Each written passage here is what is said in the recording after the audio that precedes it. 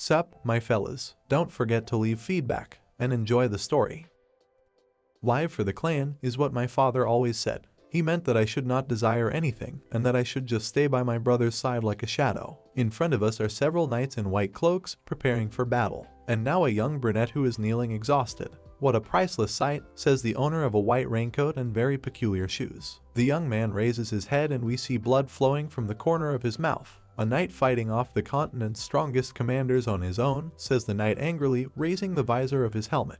Dead knights lie on the ground, covered in blood, as expected of that man's brother. Very interesting, indeed, says a long-haired young man with a huge cross on his neck, behind whom there are a number of knights. Cyan Vert, he loudly calls out to the guy kneeling. Boris, he answers, looking angrily at his opponent. Boris laughs cheerfully, looking at Cyan Vert. Who made you do this? He asks and reaches out with his hand to a dagger with a fancifully sharpened blade. Was it the Emperor? Jets of red and black energy swirl around Cyan Vert. That sickening black fog, says Boris, covering his mouth with his hand. It was just like the rumors said. Cyan Vert gets to his feet and glares at his opponent. It looks like he's ready to pounce on him. You are an assassin from Mist, Boris accuses him. Mist is an organization that is like fog to our Knights of Light, says Boris, upon whom red and black jets are flowing. I will report to the higher-ups that I got rid of an impure being that was affiliated with the heathens. Sure, go ahead, says Cyan Vert, who is preparing to hit Boris with his dagger. If you even have a mouth left to do that after this, I guarantee you, you won't even have a tooth remaining after I'm done with you.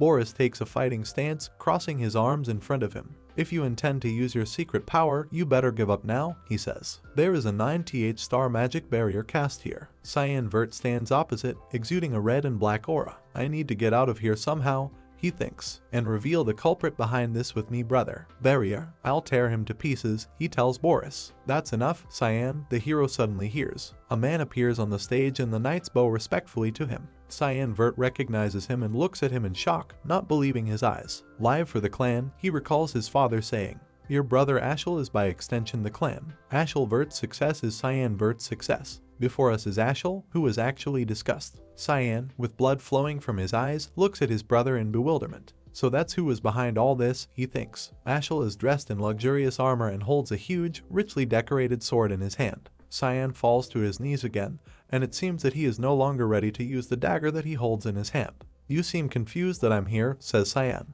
He comes close to his kneeling brother, from whom a black and red aura emanates. What does all this mean? Asks the hero, looking at Ashel with bewilderment and longing. He looks at his brother with some contempt and says that he coped well with his duties, which Cyan performed for the benefit of the clan, the people, and me, says Ashel. The hero cannot believe that all this is really happening. Therefore, I'm just trying to take the burden off your shoulders, Ashel shamelessly declares, towering over his brother emitting a red aura. I don't understand, says Cyan, kneeling. Did I do something wrong? Wrong. Ashel looks at his brother with hatred. That ominous fog. You're nothing more than a murderer. I can't even call you human anymore, he says. Cyan limply lowers his head and almost lets go of the dagger. You've fooled us for long enough, turns to Ashel screaming. Can you really say that you don't know your sins? Murderer, my sins. Cyan doesn't seem to understand at all what his brother is trying to accuse him of. What the hell is he talking about? The hero's eyes begin to burn with an ominous fire. The succession fight within the Empire. The Demon King army's raid. The war to unify the continent. I helped you achieve all that you began, the hero shouts to his brother, whom we see from the back. Because serving you was my life. The hero firmly grasps the hilt of his dagger again. But now you're abandoning me, he thinks and rushes forward. I worked like a dog for 20 years under you. The hero's eyes glow with rage. It doesn't matter if my entire body breaks down, thinks Cyan. We see his leg armor emitting red energy and the blood his body is losing. I will give everything I have right now, he thinks, if it means I can destroy you. Emitting powerful red and black energy waves, Cyan attacks his brother. Does he have that much mana left? This is impossible, screams one of the knights who is watching what is happening. Is this even a person? How silly. The hero is trying to kill his younger brother because he's afraid, says Cyan, who prepared a dagger for an attack and put his hand forward. Aren't you ashamed of yourself? Ashel is silent. Cyan rushes towards him with a dagger in his hand. Ashel raises his huge sword and deflects 2 blows. Just once, thinks Cyan, who continues to attack his brother. Once is enough. But Ashel is very confident in deflecting all the blows he tries to land. The hero's eyes glow with an eerie red fire. His dagger exudes a menacing glow. If I can stab his weak point so that he can't regenerate, thinks Cyan. He rushes into another attack, but runs into a yellow energy circle covering his brother. The hero's amazement knows no bounds. Damn it, Boris, he thinks, noticing that there is a yellow magic circle behind his opponent. You poor bastard. The yellow beam hits the hero's side and he loses his weapon. The dagger, still emitting a red and black aura, flies to the side. We see that Ashel has pierced his brother with his amazing sword. I wanted to do you the favor of giving you a painless death since you are my brother, but you have shown your true colors, he says. He looks at his victim with hatred. I knew what you were from the start. A demon, says Ashel. It's a good thing I never trusted you to begin with. Cyan looks at his brother with wide eyes. Ashel kicks him to remove the sword from his chest. The hero flies away. Let's go, Ashel tells his knights, and they obediently carry out the order. Damn it, thinks the dying Cyan, lying on his back and looking at the sky. Is this really the end for me? His eyes slowly close. What a stupid life I've lived. He opens his eyes again. Stupid, he thinks. Ashel, in his luxurious cloak, stands with his back to us. Cyan swoops down on him with a dagger in his hand, hoping to kill him. The hero's face is twisted with rage. The blade of his dagger is a millimeter from his brother's throat. But Ashel somehow deflects the attack, and Cyan flies away under the pressure of powerful yellow energy. Young Master Cyan. The hero tries to clear his throat and holds his throat, as if checking whether it is intact. How long do you intend to sleep for? A pretty green-eyed girl asks the hero irritably. Get it together. You need to get ready, young master. Emily, Cyan asks this question with an intonation so unnatural for the situation that the maid flinches in surprise. What are you doing here? Asks the hero. Suddenly he realizes one very strange thing. He saw her almost 20 years ago, but it seems that the girl has remained exactly the same as she was then. It seems that time has had no effect on her. Cyan examines the room he is in and realizes that this is the room in which he lived as a child. Even the furniture is arranged exactly the same. He grabs his face. Wait a minute, he thinks, am I becoming a child again? Young Master Cyan angrily calls out to Emily's hero, and he flinches in surprise, continuing to hold his face. You're stalling because you don't want to go to training, right? The girl leans threateningly towards the hero. Make up your mind and get going, she demands. For training, Cyan asks in fear. What kind of training is this? Cyan sits on the bed, and the maid stands in front of him with her hands on her hips. The bright sun is shining through the window. Vert Clan Duchy. In front of us is a medieval building with a large sharp spire. I am certain. I'm back in the duchy in the past, thinks Cyan, looking at the building. There is concern on his face. Is this like the thing where your life flashes before your eyes before death? He thinks. I remember. 27 years ago. Foundation year 985, March 1st. Cyan and Emily are standing in a huge square in front of the palace. A little further there are 2 thrones and a row of knights. It was a year before I entered the academy. Every year the duchy holds a dual training session. We see a man and a woman sitting on thrones. Standing next to them is a tall man in an elegant long cloak. My father, who is the owner of the duchy, Duke Vert, attends the event, making it a very big deal. My opponent is Krantz Vert. He is the same age as me. My half-brother. His mother, Margaret Erzith, is the Duke's wife. Thanks to that, Krantz received a lot more attention despite the fact that we were both the youngest. I was a bastardized son, and after being mocked in this fight, I became a laughingstock to everyone. The hero remembers his father, who tells him not to try anything and leaves, turning away from him. This duel was the reason my father stopped paying any attention to me too, the hero recalls. Why don't you just give in? Emily whispers in his ear. It's okay, I just have to win, Cyan says decisively. Even the maid treats me condescendingly,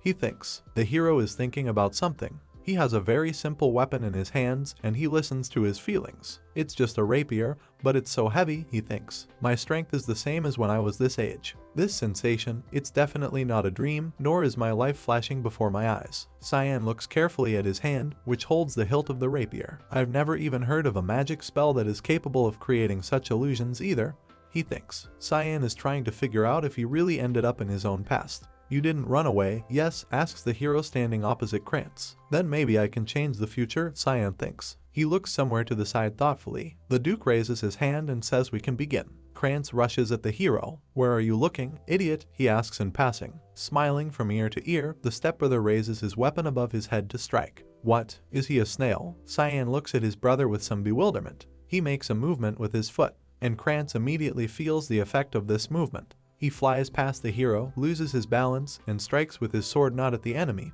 but at the floor. You're avoiding like a coward, he says, gritting his teeth in anger. Without leaving his place, Cyan strikes and easily knocks the sword out of his stepbrother's hand. Then, with a kind of indifferent expression on his face, he kicks his opponent in the shin. Krantz screams loudly in pain. He grabs his injured leg with both hands and falls to the floor. Margaret loudly calls out to her beloved son. The Duke, meanwhile, silently draws his own conclusions. Cyan stands over his defeated opponent and thinks that if he now puts the rapier to his throat, the duel will be over. But this does not suit him. The hero tightly grips the hilt of his rapier. He recalls that at this age, Krantz constantly bullied him for his own amusement.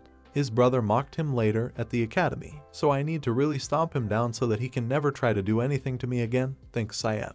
Anger appears in his eyes. He approaches his helpless brother lying on the floor. In this life I will now pave a path on my own. For myself, he thinks. Krantz screams in fear as he looks at the hero's expression. Krantz lies unconscious on the floor, foam coming out of his mouth. The result of the duel was Krantz's loss. The Duke ordered me to see him and even freed up his schedule. Was my victory in the duel that impressive? Cyan humbly walks next to the stern knight, who stood next to the Duke and Duchess during the duel. I even have a high-class knight, Yulkin, who was directly affiliated with the Duke, escorting me, thinks Cyan. The Duchess and her maid come towards the hero. Seems like she was talking to him about her son.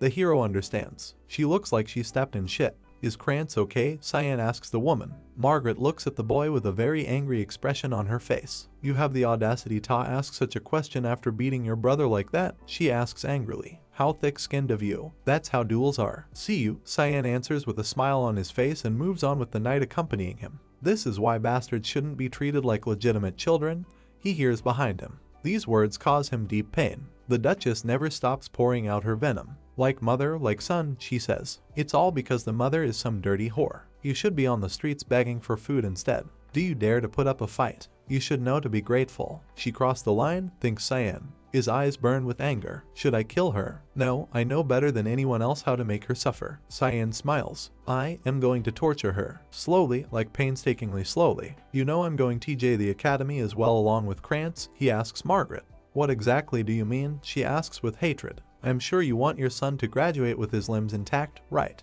The hero threatens the Duchess. An ominous grin appears on his face. I guess you're not that worried about him, Duchess. Margaret is furious. Shameless scum, how dare you say such a thing? She says and raises her hand to slap the young scoundrel. I beg your pardon, Duchess, says Yulkin calmly, and covers the hero with his hand, protected by powerful knightly armor. The Duke called him with urgency, he explains, so I don't think we can delay anymore. The knight's eyes glow with determination. We'll get going now, he says. The Duchess looks angrily at her offender, whom Yulkin defends, but remains silent. Cyan, meanwhile, smiles meanly into his fist. The Duke's orders are absolute, he thinks. I'm being protected by the guard knight who was given that order. We see that Yulkin is determined to carry out the will of the Duke and protect the hero. A knight who won't submit even to the Duke's wife. How nice and reliable. Come in, it sounds from behind the door you knocked on. The hero enters the Duke's office and greets his father, who is standing with his back to him. From Cyan, the youngest child of the House Vert, greetings, father, he says. He bows and thinks about how in his previous life he had not met the Duke alone for 15 years. Duke Willius Vert. Sit down, the father tells his son. The great feudal lord of Velias, a western feud of the Ushif Empire. The world calls him by a different name. Guardian of the continent. The hero, who stopped the invasion of demons for a long time. With the help of his remarkable magic power and worldly wisdom. This man shouldered a responsibility no one forced on him. Until his very death in battle against the invasion of the Demon King's army. All he wanted was there to be peace in the entirety of the continent. But my memories of him are different, the hero thinks. He sits on the sofa, humbly placing his hands on his knees. The Duke sits opposite, with his arms folded across his chest. As a man who utilizes his free will to decide on living his whole life serving others. A stupid man. Cyan, feigning absolute humility, looks at his father. The Duke looks thoughtfully at his son. Your eyes precisely followed the sword and dodged it, he says. Cyan asks again in surprise. Before us is a moment from a duel that took place a little earlier. The moment Krantz ran at you, says the Duke, you looked straight at the path of the swinging sword and turned your body to dodge it. We see that the weapon passes centimeters from the hero's face. The Duke looks sternly at his son and asks where he learned to use a sword so well. He is, as always, very insightful, thinks Cyan. Looking straight into his father's eyes, he declares that he did not study anywhere in particular, but only trained on his own at night.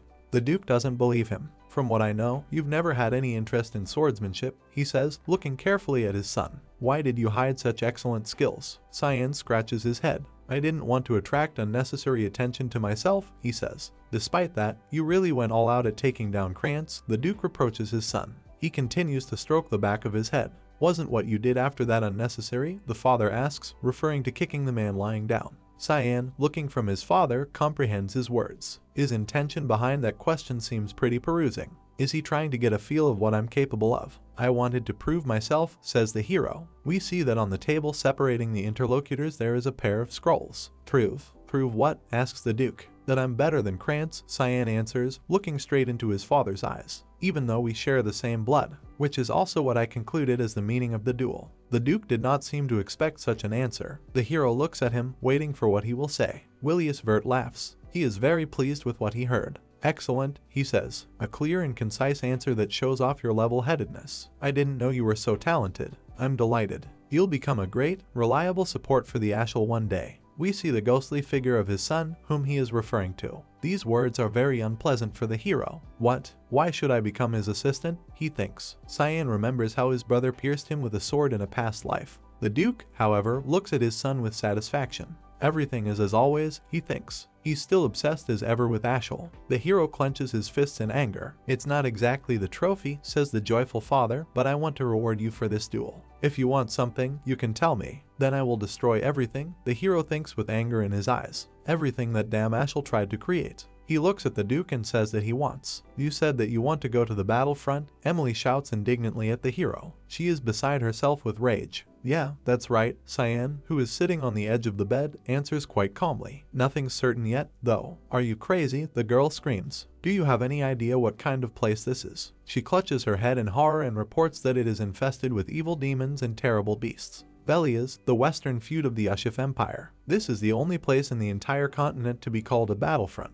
Even in that the Lemia Valley that can be called the front line is a ferocious battlefield, where the battles with demons have been going on for hundreds of years. Because of that my father, the hero thinks, who stubbornly opposed it from the start, gave me a condition. We see how the hero's meeting with the Duke ended. Cyan looks at his father's back, and there is a scroll on the table. The guy had to show within a month that he was worthy of going to Lemia Valley. Cyan looks at his palm and thinks that no one told him the criteria by which this will be determined. He clenches his fist and brings it to his eyes. I just got to raise my physical strength as much as possible in the time I've been given, he thinks. I'm still weaker than my peers. The hero remembers his duel with his brother. At least I'm lucky enough to have the same combat sense as I had before regressing and the little amount of magic I sense within me, he thinks. Cyan looks at his palms, which emit a faint red-black glow that is characteristic of him. If I train this body as per my capability, I can definitely make good use of it.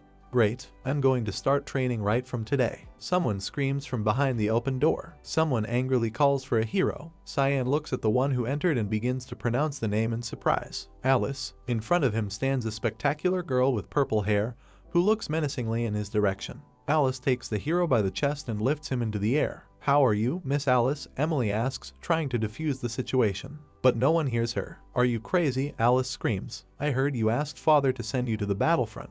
Alice, let me go first, begs Cyan, whose head is tilted so far back that it's about to fall off. The girl lets go of her brother, and he falls to the floor with relief. It looks like defeating Krantz got to your head, Alice angrily declares. This won't do. Come with me to the rooftop, the girl demands, looking angrily at the hero. In front of us is a medieval building, one of the windows of which is brightly lit. Cyan stands opposite his sister, a rapier hanging at his side. Now, we start when we draw our swords, the girl declares. I'll let you go to the battlefront if you can endure my attacks for 3 minutes. Do you really have to go this far? Alice asks Cyan with concern on his face. The girl looks at her brother with anger. I'm not hearing any of that, she says. Just answer one question. Are you after the family's title? There is suspicion and threat in her eyes. So that's why she's doing this, Cyan realizes, looking at his sister. I'm not interested in this at all, he thinks. So, this is exactly how it is, Alice shouts angrily. Get your sword. Her hand is already on the hilt of her weapon. Cyan wearily takes his rapier out of its sheath and lowers his eyes. It hasn't even been half a day since my duel with Krantz, he thinks. The whole day was chaotic. Alice takes off. Cyan looks at her in confusion. The girl strikes, and when it doesn't reach the target, she is very surprised. She looks at her brother, her eyes wide. No way, she thinks. He blocked that. He's a 10-year-old though. Anger appears on the hero's face. Are you really trying to go all out against your brother who's 7 years younger? Alice regains her balance after a failed attack. She looks at the hero with bewilderment and sometimes even fear. A rapier has a very light blade, she thinks, yet he cleanly parried out my longsword's attack. Was he just lucky this time? Alice smiles. You have got better intuition than I thought, my dear Cyan, she says. Well, that's it, I'm finished, the hero thinks, looking at his sister. He tries to call her, but the girl had already rushed into another attack with even greater determination than the last time. She raises her sword over her head to kill the impudent boy. but he dodges and puts his rapier under her sword. The sword slips from the rapier blade, and the hero's weapon ends up in front of the girl's face. Alice looks in horror at the blade approaching her. Damn it, thinks the angry Cyan. His rapier, twirled by his opponent, is ready to jump out of his hand.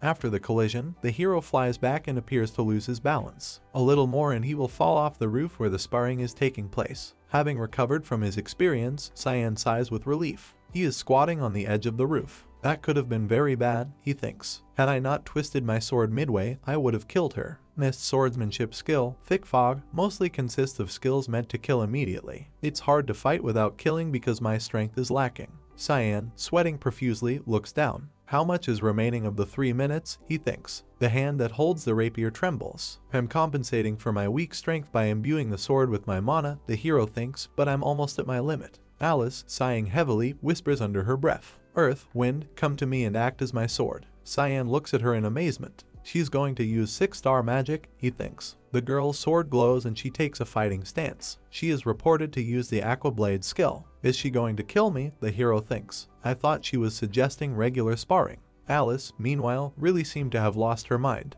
The only thought spinning in her head is that she must under no circumstances lose. It's over, thinks Cyan. I can just tell by the look in her eyes. The hero sits on the roof visor and thinks that he will fall down even if he manages to block his sister's attack. I'll just have to trust that this will work. Cyan jumps off the parapet, and he rushes towards his sister, who has already raised her sword above her, pointing its tip into the sky. The hero rushes forward. Please, he thinks, show up. Alice swings to strike. Yulkin, stop it, shouts the knight, who actually appears between brother and sister. With one hand he grabs the hero by the collar, lifting him up, and with the other he reflects the blow that Alice has already dealt. A bright white flash flashes over the city. Yulkin looks at the girl with a very displeased look. Miss Alice, he says, you're being too harsh against a much younger opponent. The knight still holds her sword. Cyan, who is being held by the collar by Yulkin like a puppy, looks very happy. I was wondering when he was going to appear, he thinks. Alice gasps for air. She seemed to be starting to come to her senses. She rushes to her brother and, sobbing, hugs him. Sorry, Cyan, she screams. I must have lost my mind for a second there. I just wanted to stop you from going to battlefield.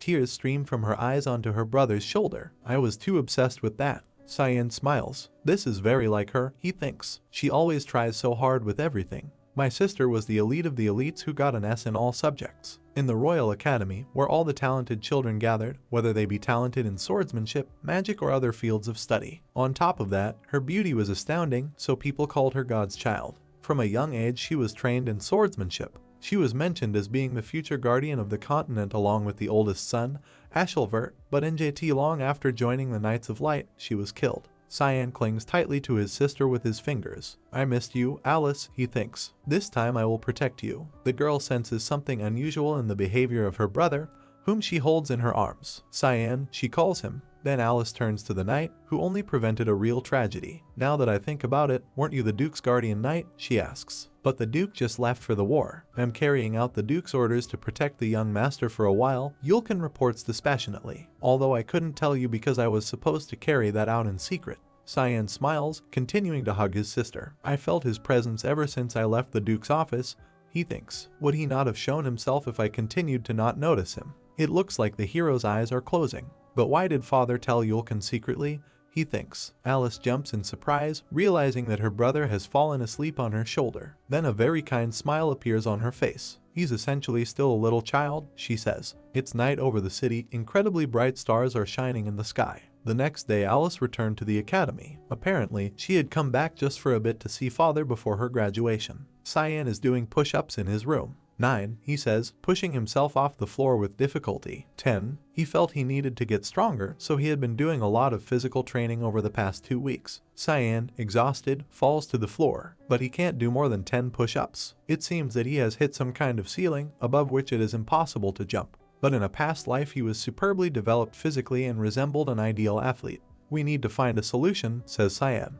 Emily enters the room. There's a package for you from Miss Alice, she says. True, the hero asks joyfully. The maid holds her nose. What is this? She asks. It smells just disgusting. It's Hellhound's blood that I asked her to get for me, thinks Cyan. In front of us is a green bottle containing the blood of the creature shown above it. It's a rare item that can only be found in Lemia Valley, but it seems the rumors that it's in the black market were true. The infernal liquid pours into the plate. The blood of demonic beasts is considered poisonous because of its sickening smell as well as the feeling of burning upon consumption, but it actually permanently increases the mana and strength of the person who consumes it. Cyan imagines what kind of strongman he will become. Most people think that this is just a rumor, but I know that it's true from my past life's experience, the hero thinks. Young master, are you really going to drink it? Emily asks with disgust. Cyan confirms this by holding the plate with both hands. His mouth is watering. Don't worry, Emily, he thinks. I'm the only person who was able to adapt to your cooking skills. He brings the plate to his mouth and quickly drinks the entire contents. I can remember the first time, he thinks. We see exactly what cyan means. It's an absolutely sickening purple mass. Was it a mushroom soup?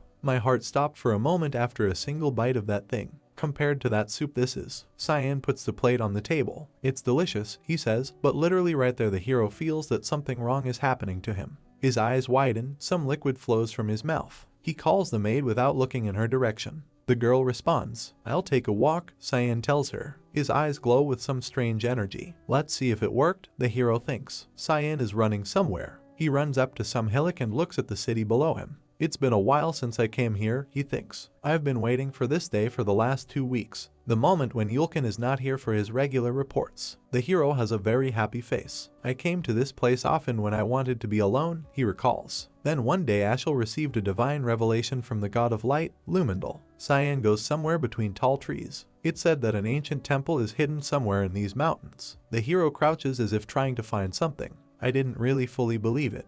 But there was really a place where the flow of mana was concentrated, recalls Cyan. Of course, the divine revelation has yet to come. The hero, whose hand emits a terrible red-black glow, reaches out to the ground. So only I know about this right now. Cyan puts his hand on the ground, over the surface of which his bloody energy begins to spread. A devilish malice appears in the hero's eyes. Ashel, I bet you can't imagine what I'm doing right now. The ground cracks, and then a tunnel appears in it, at the end of which some kind of light is visible. Let's go, says Cyan. It's different from the last time I was here, Cyan thinks, going down the stairs. This place was an ancient temple that served the god of light, Lumendal, until all of the history on this land was erased. Because of the god-demon war that happened 300 years ago. Below, under the hero, something like a meeting hall appears. A bright source of light is visible on the altar between the columns. Cyan looks at this picture and thinks that no one could imagine that all this could exist inside the mountain right behind the castle. The light comes from the hilt of a sword, which, point down, stands on a pedestal with some kind of inscription. I see him, thinks Cyan, the owner of this temple. We are apparently talking about the beautiful sword that we now see. 999 before foundation. August 12th th. Humanity finally succeeds in driving out the Demon King's army from Velias. The Demon King's army was far stronger than the humans, but the humans found ancient relics called the gods' weaponry, allowing them to take the win. One of those relics, Durin Dark, was a holy sword blessed by the god of light, Lumendal. This sword was considered the main cause of humanity's victory against the demons, and I will meet my pitiful death in the future due to this sword, which will be possessed by Ashel Vert, thinks Cyan. He stands next to the glowing sword and looks at it sadly. Perhaps Durin Dark has something to do with my regression, he thinks. Cyan reaches out and touches the sword. Disappointment appears on his face. As he expected, nothing happened. With his hands in his pockets, he kicks the sword. He turns away from the magnificent weapon. He ruined my mood, Cyan says angrily. Let's just take care of business and then leave. Once you walk past the light, there's a shadow that feels rather otherworldly. I found it, says the hero, approaching the shadow of the sword, which lies on the floor inside the circle with the cross. He leans over her. At first glance, you might think it's the sword's shadow, but that's impossible. Cyan examines the object carefully. This is no shadow, he thinks. Where there is light, there must be darkness too. In the place where the sword was visible, there is now a red and black path leading somewhere. It's a pathway that leads to another room, hidden by the altar of light. Cyan opens the door and looks inside. In front of him, on a pedestal, to which a dozen steps lead, one can see a weapon emitting a red and black aura. I'm glad to see you, my sword, says the hero. He picks up his weapon. Demonic sword, Kerem. Cyan, with a devilish fire in his eyes, enthusiastically waves his dagger. Good morning, Kerem, he says, smiling wryly. Are you still not awake yet? It is clear from the hero's face that he does not feel the recoil that he hoped to receive from his weapon. However, then everything changes. Cyan smiles sweetly. This familiar feeling, he says. It's the best. I want to slay something right now. Child, don't you have any fear? Comes suddenly from the black fog that has appeared not far from the hero. Don't you know what it means to have awoken me? I don't know, Cyan says thoughtfully. It means that this sword is now mine. A terrible ghost, consisting of black energy, hangs over the hero, waking up a sleeping demonic sword. It's too late to regret it now, child, he says ominously. Before us are the glowing eyes and sharp teeth of this incomprehensible creature. Your body is now mine, it says ominously and spreads in the direction of the hero, who stands with a dagger next to the pedestal. Cyan throws his dagger forward and seems to hit the black ghost. An angry human being appears in front of the hero. Judging by her brightly painted nails, this is a girl. You weren't this rash before, says Cyan. What are you? She asks in amazement. How can you touch me? The hero's eyes burn with red devilish fire. He smiles. I told you that this is my sword, he replies. The girl predatorily curls her fingers with brightly painted nails. Leave me alone, she screams and tries to dig her nails into the hero's face. Now she finds herself at a fairly decent distance from him and takes a fighting stance. Before us is a pretty but very angry girl with attractive shapes. Who are you? She asks the hero. Are you the successor? Cyan stands on a dais with a dagger in his hand, surrounded by a characteristic black and red aura. Why do I feel Eru's aura from you? The girl asks. Right, I'm the successor of Eru, says Cyan. There is an unkind light in his eyes. Your master is back, he says. Bow down, demonic sword, Karim. The girl looks at the hero with rage. You're just a kid, she says indignantly. I can't accept this. She pounces on the hero and tries to inflict at least one blow on him. Cyan fights back confidently. He holds the dagger in front of him. I guess words won't do, he thinks. The demonic sword's final goal is to take over the body of the user. He sees how angry the girl is and thinks he has no choice. I'll go a bit easy. Cyan puts a dagger in front of him to stop the girl who rushed at him. A smile appears on his face. We see the message, demonic sword control. Apparently, Cyan said this phrase, and it hurt his opponent very much. I'll say this just once, the hero says decisively. Why don't you just accept me as your owner while I'm still being nice? The girl was nailed to the floor. She tries to get to her feet with an incredibly angry expression on her face. How can you use that? She growls. You arrogant little. It's impossible to finish, as Cyan again pronounces the phrase demonic sword control. His opponent is again nailed to the floor by some unknown force. Cyan repeats his spell 3 more times, and each time the girl hits the floor. Seeing the ridiculous position she is in now, the hero asks again if the girl is ready to obey. She agrees, albeit very reluctantly. Cyan begins to say the phrase again to give the girl determination, and achieves the desired result. She calls him her master. In front of us is a piece of the door from which Cyan just came out. Now that I've done what I wanted to do here, he thinks, shall I get back? I've been gone for too long. He walks with a dagger emitting ominous energy across an ornate floor. Ah, it's been so long since I breathed fresh air, says with delight the dagger in which, as is already clear, someone lives. We see this creature, albeit in the most caricatured form. It's so refreshing, this entity says joyfully. Hey, master, what's your name? She asks from behind the hero. Cyan. Cyan Vert, he replies. Cyan. The entity looks at its new master incredulously. Eru really chose a kid like you, she asks. Yes, in that past life, the hero answers in a serious tone. Past life? What the hell are you talking about? Karim wonders. I died once, as if nothing had happened, Cyan answers her. What the hell? The girl thinks to herself. Is he still sleeping? Yes, she asks, as the hero approaches the glowing Duran Dark. He'll have to wait 20 more years for his owner, says Cyan. You talk like you know the future, says Karim. But Cyan is busy with other things for now. He raises the dagger to strike. Then he demolishes the upper part of the hilt of a beautiful sword. Karim looks at what Cyan has done in bewilderment. What are you going to do about it? She says. The hero looks at his strange trophy with an unhealthy gleam in his eyes. Who knows, he says. Maybe it'll make things a bit more interesting in the future. We see a carriage pulled by a pair of horses driving along a dirt road. She stops abruptly. Sounds come from the carriage. The door opens and Cyan comes out of the carriage. I can't believe the day has already come, he thinks. Time sure flies by. Greetings to the Duke, he says and bows before his father, with Yulkin standing next to him. I'll ask you one last time, says Willius Vert. Are you still determined to go to the battlefront?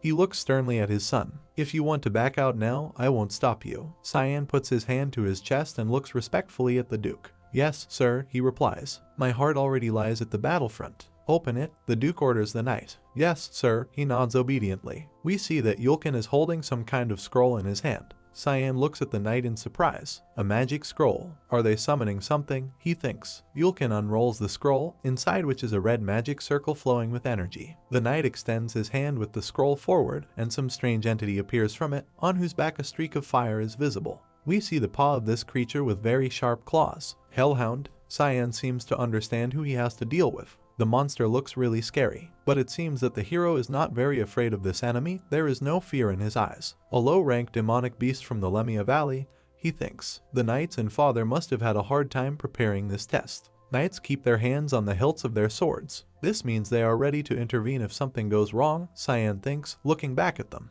You must be responsible for your every action, the Duke says sternly, crossing his arms over his chest. So, prove how strong your resolve is by passing this trial and showing it to us. Cyan turns his attention to Yulkin, who is standing next to the Duke with a stern expression on his face. A test, then, the hero thinks. The knight placed his hand on the scabbard of his sword. He looks at the hero with slight surprise and asks if he really asked to fight a duel with him. Cyan, who is half his height, is not embarrassed and behaves very boldly. There's only 3 days left until the deadline of my promise with my father, he says. I can't just keep swinging my sword in the air now, can I? Cyan, smiling sweetly, looks at the knight. I want to get a sense of a real fight too. Help me out, he asks. Yulkin frowns at the boy. For a duel, someone your age, like young Master Krantz, would be, he says, but the hero interrupts him mid-sentence. I don't know why, he says, but Krantz runs away whenever he sees me. What a hassle, Yulkin thinks, looking at the boy. If you insist so, then I will agree, he says, and the hero's face begins to glow with joy. But I will only fight you with my sword's sheath, declares the knight, putting forward the object that he intends to use during sparring. I'll only focus on defense, so attack me all you want, he says. Cyan, smiling, takes his rapier in his hand. Thanks, Yulkin, he says, after which he adds that he has one more request for the knight. Whatever happens here, please don't tell your father, the hero says mysteriously. That's an order. Yulkin seems surprised, although it is very difficult to tell the emotion from his face. Cyan rushes to attack the knight. He strikes with his rapier, but Yulkin sheathes it, parrying the blow. The knight looks at the boy with whom he is sparring. That was heavy, he thinks. I can't believe this. That was the sword of a 10 years old. Cyan attacks again. He is very fast, Yulkin realizes. The knight looks at the place where the boy had just been, but does not see him there. The hero, meanwhile, performs a somersault over the head of his opponent, and he does not see him. It seems that the knight understands where to expect the blow. It seems that he was not mistaken. The hero's next attack was repulsed. Cyan throws a series of blows, but the knight blocks them all. The hero is very passionate about this sparring. His eyes are full of energy, albeit not the kindest. He accelerates, jumps up and delivers another blow, which again hits the sheath with which Yulkin defends himself. As I thought, says Cyan, whose legs we see, I can't win against you yet. The sparring is over. Opponents stand opposite each other. Good job, Yulkin, says the hero. Thanks for helping me. Great job, young master, the knight answers him, surprise visible on his face. I can't believe that Cyan, who was such a weakling just a short time ago, has grown so much, Yulkin thinks. The hero smiles cheerfully. It looks like he got what he wanted. The knight looks at his ward with interest. If the hunch I had back then was right, he thinks, the young master can overcome any trial that comes at him. We return to the hero's test, in which he must fight a monster that has emerged from a scroll. Hellhound takes off and runs towards the boy. Cyan watches the approaching beast carefully and prepares to meet it with his rapier. The hellish creature bares its sharp teeth. Her eyes are burning and glowing with rage. Cyan raises his weapon to meet the monster. The hero thinks for a second.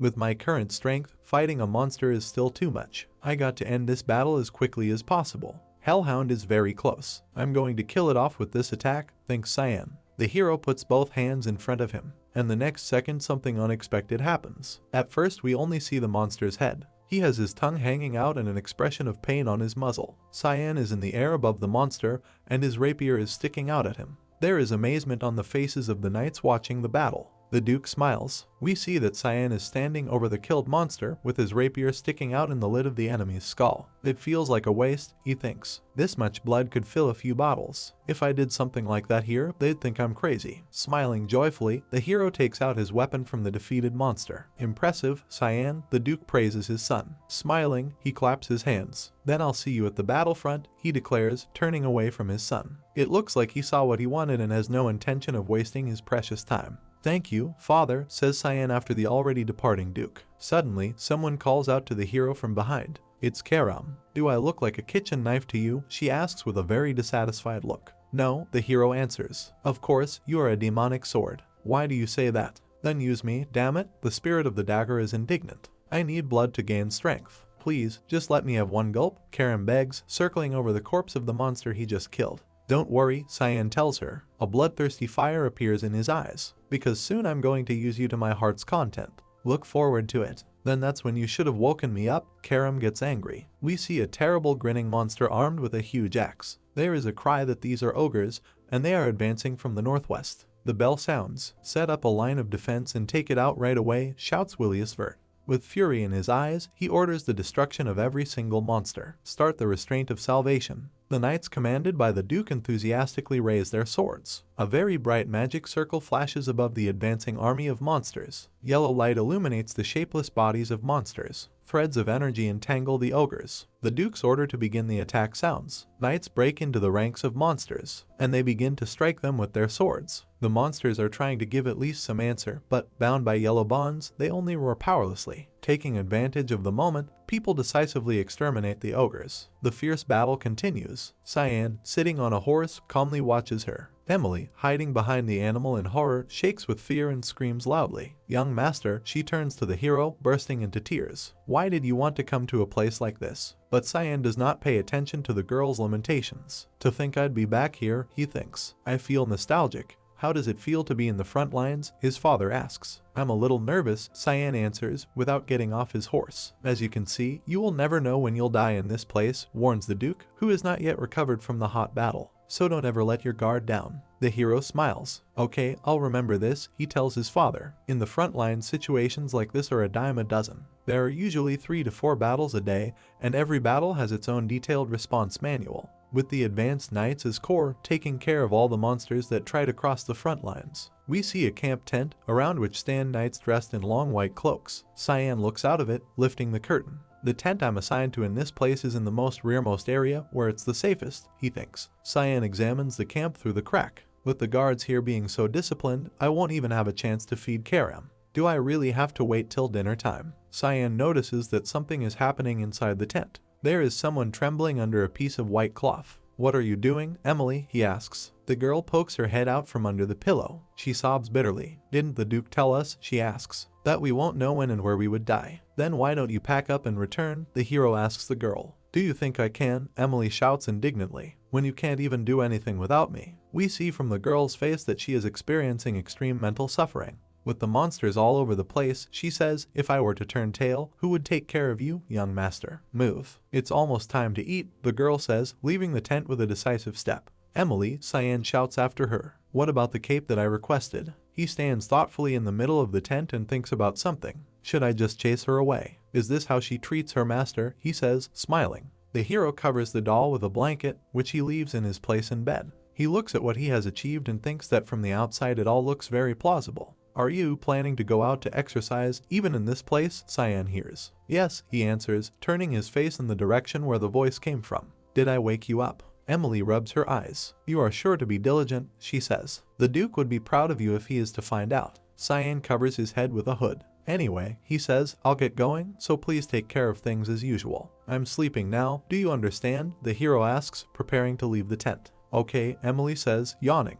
Because this is the front line, night guard duties are usually strengthened, thinks Cyan. He quickly runs somewhere. An ominous red and black halo spreads around his figure, covered with a cloak. So, if I don't move at this time, he thinks, moving around freely will be difficult. In front of us is a sign, thick fog 3RD move, fog's descent. Cyan crouches down on one knee, taking a fighting stance. If I remember correctly, he thinks, there should be tons of monsters in this place. Monsters, very similar to wolves, actually creep up on him. They look downright scary. Saliva flows from its toothy jaws. It's the perfect place to use Karam, the hero thinks. A bloodthirsty glint appears in his eyes. Isn't that right, Karam? He asks the spirit of his dagger. He glows in the hero's hand and says that he smells a strong smell of blood. Cyan throws his weapon forward. Master, I don't think I can hold back, shouts Karam. Quickly, let me cut something down. The wolves, with huge toothy mouths open, rush towards the hero. Okay, Karam, Cyan shouts, an animal grin appearing on his face, we will do it as you want. The hero delivers a blow, the trace of which we see in the air. There is merciless rage in his eyes. A sign appears, fog sword, rushing fog storm. The number of traces from the blows inflicted increases many times over, we see the wolves they hit. Cyan sticks the tube into the wolf's body just behind the skull. The monster's blood pours into a wooden mug. Having filled the container, the hero raises it to his lips and drinks the contents in one gulp. A crazy smile appears on his face, blood flows from the corners of his mouth. This is the stuff, Cyan shouts joyfully. It's my first time feeling so refreshed after waking up, Karam replies enthusiastically. Great, we will continue to train this way, says the hero, behind whom new monsters with glowing eyes appear. How long do you think it will take for us to get stronger by killing these mutts, asks the dagger spirit. Cyan looks thoughtfully into the distance. Don't worry, he says, the night is young and there are plenty of monsters. Cyan turns around and we see that in front of him is a whole army of various monsters. Oh, I'm getting exited, says Karam to his master. A small procession moves slowly along the night road,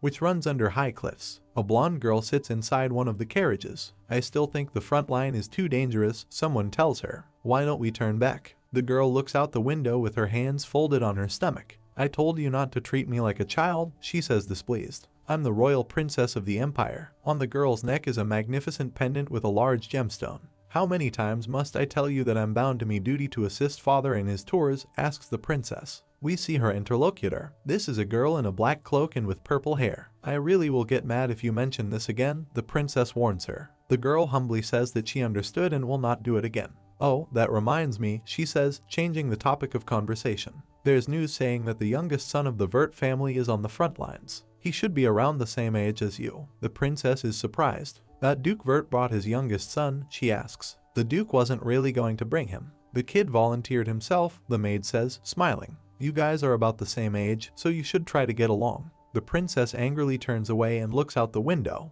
I'm not interested in such trivial things, she says irritably. Forget it. I'm going to get some sleep. I see, princess, the maid answers ashamedly. Suddenly the princess turns to her again and asks what the guy's name is. It seems, Cyan, the maid readily answers. I'm pretty sure he's called Cyan Vert. The princess thoughtfully repeats the name she just heard. She looks out the window again. Cyan Vert, then. We see a strange bird with a human face receive a fatal blow. Check if there are any wounded, the Duke shouts, feathers circling around him. Everything is fine, answers the knight standing next to the defeated griffin. Great, then let's hurry back, says Willius Vert. Yes, sir, the soldiers of his army are responding. The Duke looks somewhere thoughtfully. We see the tip of a sword that has just been pulled from a dead feathered monster. It becomes clear that the weapon belongs to the hero. He puts it back into its sheath and looks thoughtfully at the creature with a human face. How are you adjusting to life on the front lines? The Duke asks his son. He looks at him in surprise. I'm learning something new every day, father, Cyan answers, bowing respectfully. Is it true? I thought you would quickly ask to come back, says the Duke.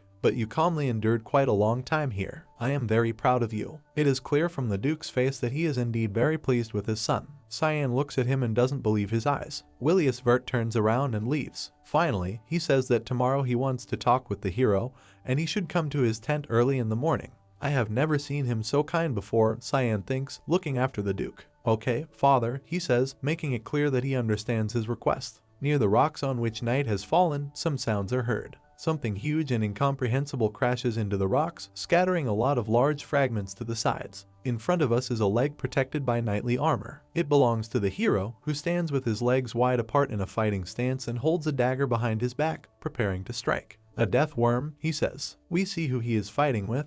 This is an incredibly sized worm at one end of which a circle of sharp teeth is visible. They should usually only appear deeper into the valley, recalls Cyan. Master, you seem to be struggling, why don't you let me take over instead? Karam, in the hero's hand, asks him. Let you take over, Cyan answers mockingly. You think I'm unaware of your schemes. It's not like that. I swear I'll use it for a bit and then allow you to take over, promises the spirit of the dagger. Before us are some strange bubbles on the purple surface. It turns out that these are healing wounds on the worm that Cyan is fighting. Do you see that? Asks Karam. It immediately regenerates any shallow injuries. It won't be of any use to keep attacking him. Cyan thinks about it. She's right, he thinks. This will just continue forever at this rate. It's already been a month since I've come to the front lines. I've drunk the blood of countless demonic beasts, but I feel that still wasn't enough. The toothy mouth of a giant worm approaches the hero, and he realizes that he has no choice. I'll play along with whatever you're planning for now, Karam, he says, looking angrily at the monster. Alright, let's go wild, the weapon emitting a red-black haze readily answers. Alert, thick fog ninth form demonic sword manifestation.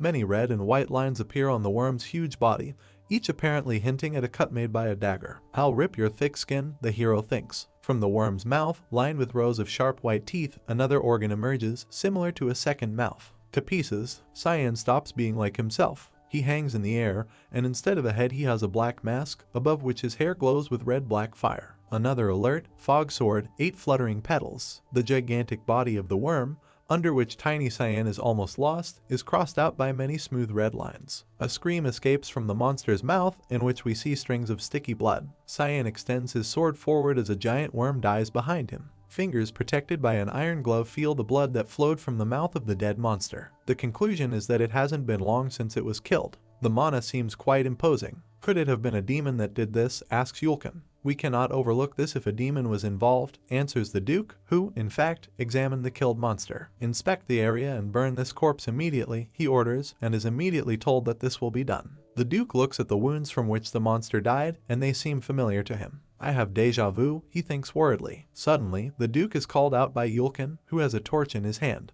He asks him to come up, since he definitely needs to look at what he found. The knight raises the torch high above his head so that his commander can see better. The Duke looks at what Yulkin wanted to show him in bewilderment. This is the same, says Willius. Yes, it's a death worm, the knight confirms his guess. Once again we see how gigantic this monster is. Who could have slain a death worm like this? The Duke asks in shock. He looks ahead thoughtfully. Could it have been that organization? He thinks. Demonic sword manifestation. We see a girl already familiar to us with brightly painted nails crawling out from behind the hero. It lets Karam take over my body, the hero thinks, so that she can use her true powers. But she can completely take over me if I let my guard down. Which is why me using her to take down just one monster is actually insane. Cyan is thinking while lying in bed. Then he sits up and begins to suffer, clutching his head and complaining that his whole body hurts. It's a good thing I drank all that demonic beast blood, he thinks. Had it been a month ago, my body would have broken down. I get it now, Karam says to the hero, and he turns his head in the direction of the talking dagger. It's just your outer appearance that of a kid, continues Karam, hovering over the young man's shoulder. You don't act or talk like one. The level at which you handle me is too proficient for a first-timer. We are shown episodes that allowed the dagger to draw the voice conclusions. Cyan grabs the monster by the throat. You know the entire geography of the Lemia Valley too, says Karam. She remembers the many blows the hero dealt in the battle against monsters. Your sword techniques are that of mists, and it's as if you've trained it for 30 years at least, continues the dagger. Plus, you said you've already died once? No. A smile appears on Karam's face. I'm certain now, she says, you're a regressor, right? Cyan looks at his weapon in surprise. Doesn't it imply that if I say that I already died before? He says in bewilderment.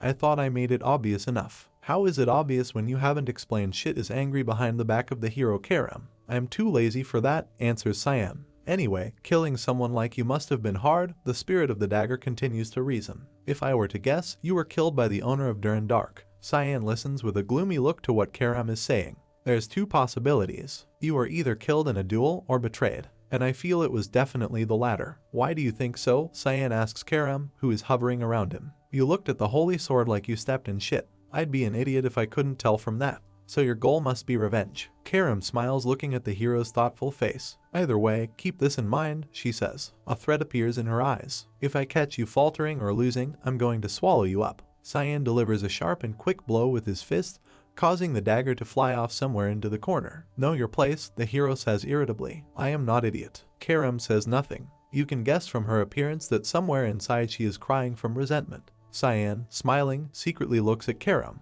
She hasn't changed at all, he thinks. She was exactly the same in my previous life. There is some strange commotion outside the tent from which Cyan comes out. What is happening? The hero thinks, looking around him. It seems a bit chaotic today. An excited Emily runs up to him. Young master, you're up, she says. Yes, Emily, Cyan answers. Did something happen here? Yes, the girl says with concern on her face. Apparently, a high-level monster's corpse was found near the entrance of the valley. Is she talking about the death worm? The hero thinks. A bead of sweat runs down his cheek. It's been so long since there was a sighting of a high-level monster near the camps, says the girl, holding the cape draped over her shoulders. Anything else? Cyan asks her. Emily asks again in surprise. Was there any talk of anything else? The hero shouts irritably. Like sightings of a suspicious person or something about me. However, this conversation is quickly interrupted. The hero is called out from behind. This is Yulkin. He says that the Duke wants to see his son immediately. Cyan looks at the knight in fear. This is a pain, he thinks. I couldn't take care of the monster's corpses because soldiers suddenly appeared out of nowhere. We understand that he means the corpses of wolves. Cyan grinds his teeth with anger. My plan was to enjoy a quiet life before entering the academy, he thinks. The hero enters his father's tent and bows respectfully, placing his hand to his chest. I, the youngest son of the Verts, greet my father, he says. At the same time, he is very afraid that the Duke has guessed who destroyed those monsters. The father turns to his son and greets him. He fears that now questions will begin about yesterday's incident. Sit down, the Duke says in a stern tone. Cyan looks at him from under his brows. What explanation can I even offer him? He thinks. I will speak directly, the Duke declares to his son sitting opposite him at the table. What did you do last night? I went to bed early because I was very tired, Cyan answers fearfully. The Duke plunges into thought, remembering the killed monsters that he saw a little earlier. Want to go to bed early. But sword, those traces reminded me of Cyan's sword techniques, he thinks. Was I overthinking it? Why are you asking? Says the hero, looking at his father with innocent eyes. He, meanwhile, remembers the terrible giant worm. It's hard to believe that a child this young could have slain a death worm, the Duke thinks. Father, something is bothering you, Cyan interrupts his thoughts. I'm sure you've heard about what happened near the camps last night, says the father, crossing his arms over his chest. He looks sternly at his son and says that this could be the work of a secret organization of assassins called Mist. Mist, the hero asks with feigned surprise. It's an organization that has existed since ancient times, the Duke begins to explain. We do not know of their goals, but they have assassinated countless nobles under the excuse of purification. They're infamous for leaving behind a black fog wherever they are. But one day they disappeared. They were last seen 300 years ago. But the corpse of the death worm from last night was shrouded in black fog. Black fog is the trace left behind by Eru, the god of darkness, the very god worshipped by the Mist and the source of their power. If my assumptions are correct, says the Duke, it was Mist that slayed the death worm and the other demonic beasts. Cyan looks at his father in amazement. That's amazing, he thinks. He was able to precisely pinpoint who the culprit was, despite the organization having been last seen 3 centuries ago. We can't guess the reason for their sudden appearance, but you should be careful, the Duke warns his son. Nevertheless, I'll notify the Empire about this and investigate further. Yes, father, answers Cyan. Does this mean that he believed me? He thinks, rejoicing in his soul. The Duke ends the conversation on the topic of slain monsters. It'd make no sense for Cyan to be involved with such an organization when he is this young, he thinks. Do you know who will visit us today? He asks the hero. I did hear that His Majesty will be visiting, says Cyan, but was that supposed to be today? Yes, says the Duke, smiling. I wanted to ask you for a favor regarding that. Cyan asks in surprise what exactly we are talking about. The trumpeter blows his instrument, notifying the military camp of the Emperor's arrival. Willius Vert gets down on one knee and respectfully greets the head of state. I, the Lord of Velias, greet the Honorable Emperor, he solemnly says. Before us is the Emperor himself. He greets the Duke, sitting on a beautiful black horse. Having arrived, the Emperor descends to the ground. We are old friends, he says, leaning towards the kneeling Duke. Throw away all unnecessary formalities. Willius, frankly speaking, is a little surprised by this behavior of the monarch. The Emperor immediately turns his attention to the hero. Oh, is this the same child? He asks, looking at him carefully. Cyan also stands in the proper position,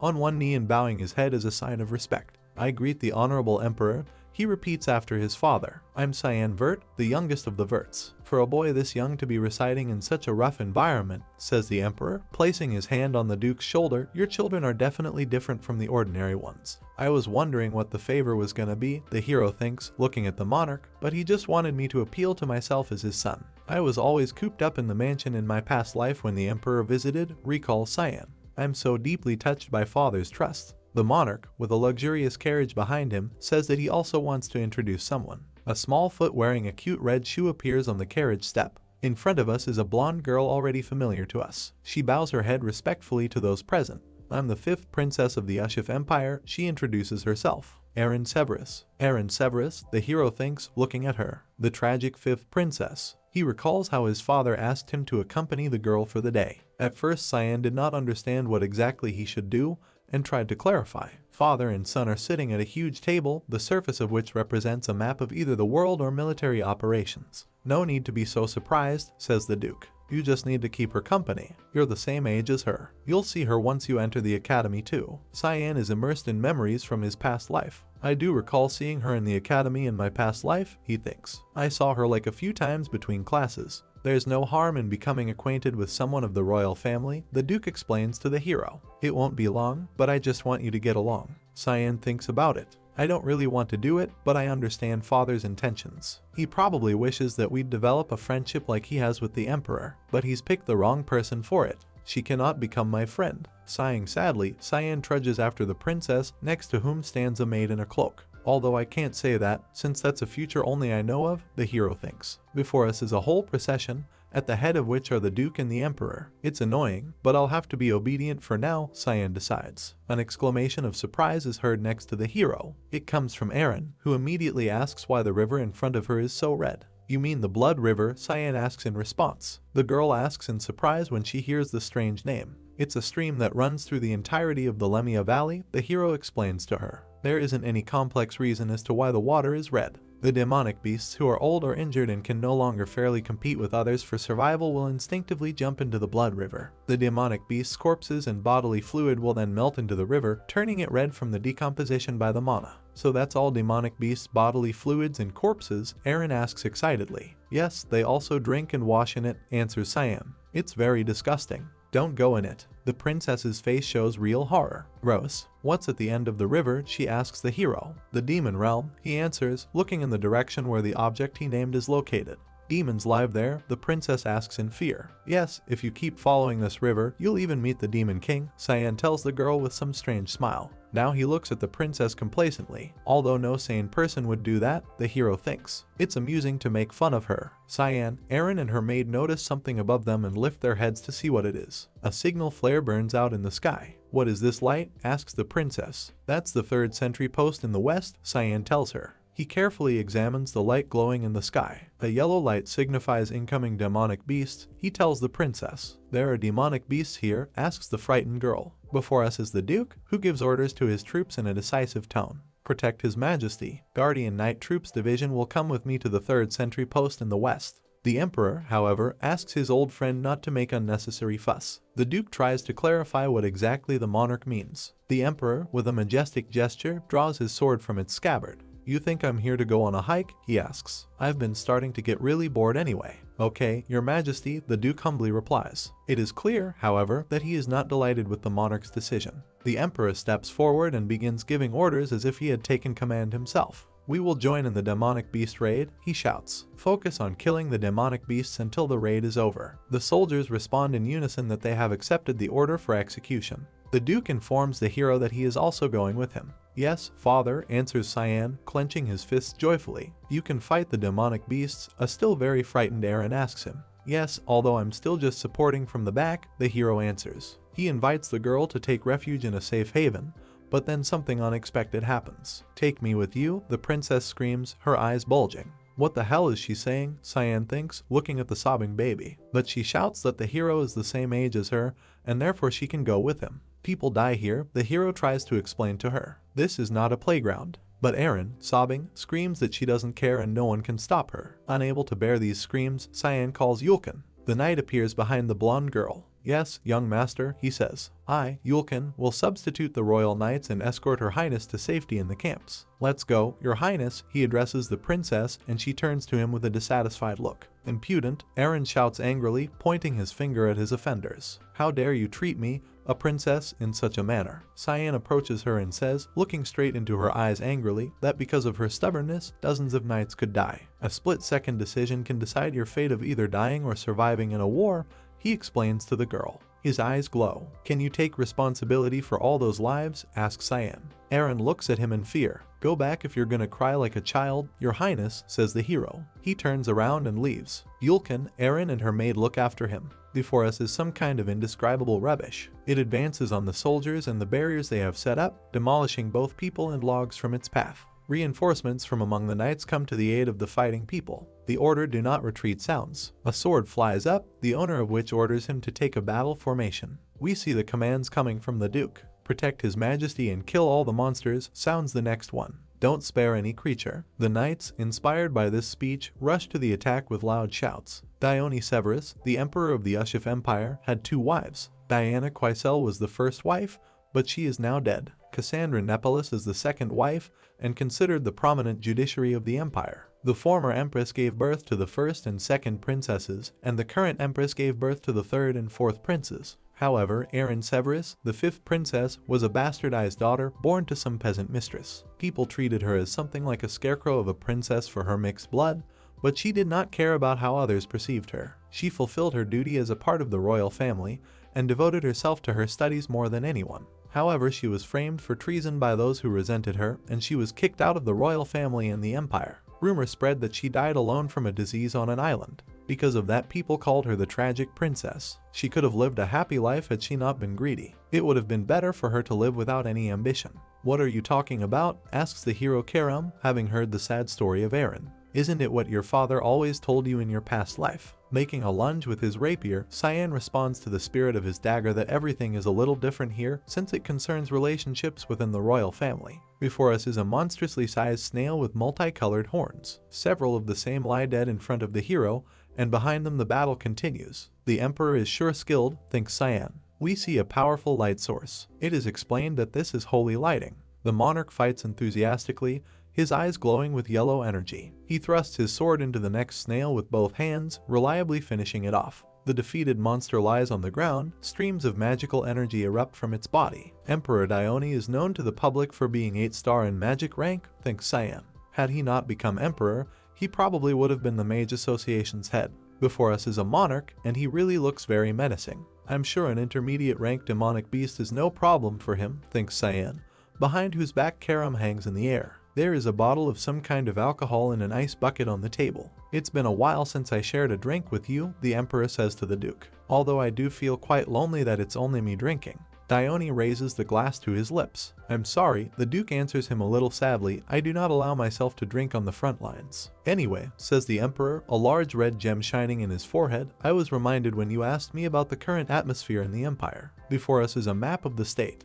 There has been a recent spike in assassinations of nobles, the monarch reports. It's causing a lot of anxiety. Are there any patterns to these assassinations? The duke asks with concern and receives an affirmative answer. All of the assassinated nobles were corrupt officials, the emperor says thoughtfully. Plus Black Fog was present at all of the murder scenes. The duke rubs his chin thoughtfully. Do you have an idea? The monarch asks him. I did find traces of them here yesterday, the duke replies, raising his ironclad fist above the table. It seems like the Black Fog followers have been on the move again. It makes sense, says the emperor, looking carefully at his friend, but you'll need to look into it more. He pours some into his glass from the bottle. I do appreciate that you're taking care of the garbage, but I can't just sit by and watch as the people grow more anxious. The emperor says that he is concerned about something else and puts the bottle on the table. What exactly? The duke asks him. Some damn noble is blabbering that this is the 5th princess' fault, says Dione, raising her glass again. You mean there are people trying to tie Princess Eren to those incidents?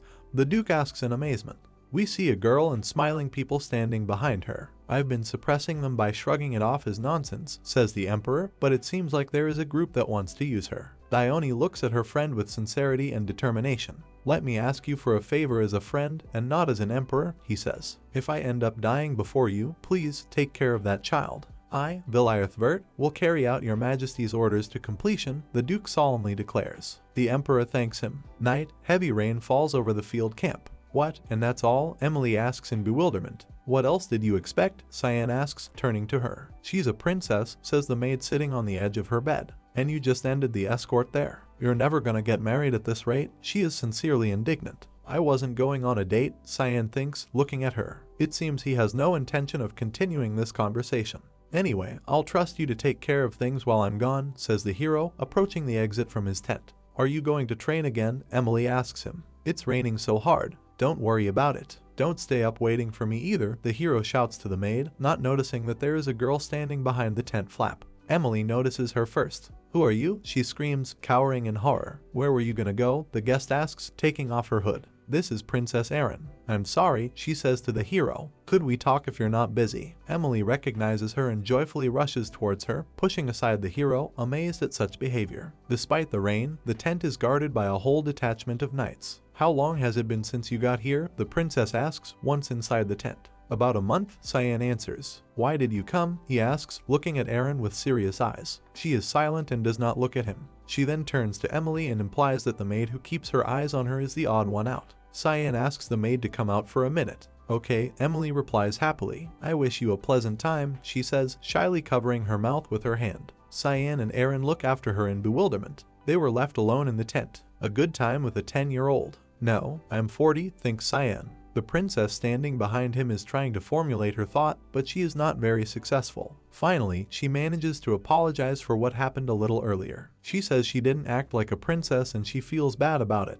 You don't need to worry about that. I apologize for being rude, Cyan replies, scratching the back of his head in embarrassment. No, I would have said the same thing if I were you, says Eren, smiling. She puts her hand to her chest. You're acknowledged by a lot of people, the girl continues, and you're a lot more mature. The hero ponders her words. So that's the kind of personality she has, he thinks. You're entering the academy too, right? The princess asks, smiling sweetly at the hero. Let's be. Cyan, in whose eyes an evil fire lights up, cuts her off mid-sentence. I'm sorry, but I don't believe I can be of any help to you, he says in a harsh tone. Eren looks at him in amazement. If you're here to make friends, please leave, says the hero to the princess. I just wanted us to be on good terms, Eren tries to explain. You're harsh. Tears appear in the girl's eyes. Do you also think that I'm just a shell of a princess? She asks. Cyan is silent and does not look at his guest. I understand, the princess says offended. I guess there's no benefit in being friends with me. Sorry for wasting your time. I guess I was short-sighted, she says, walking past the hero towards the exit.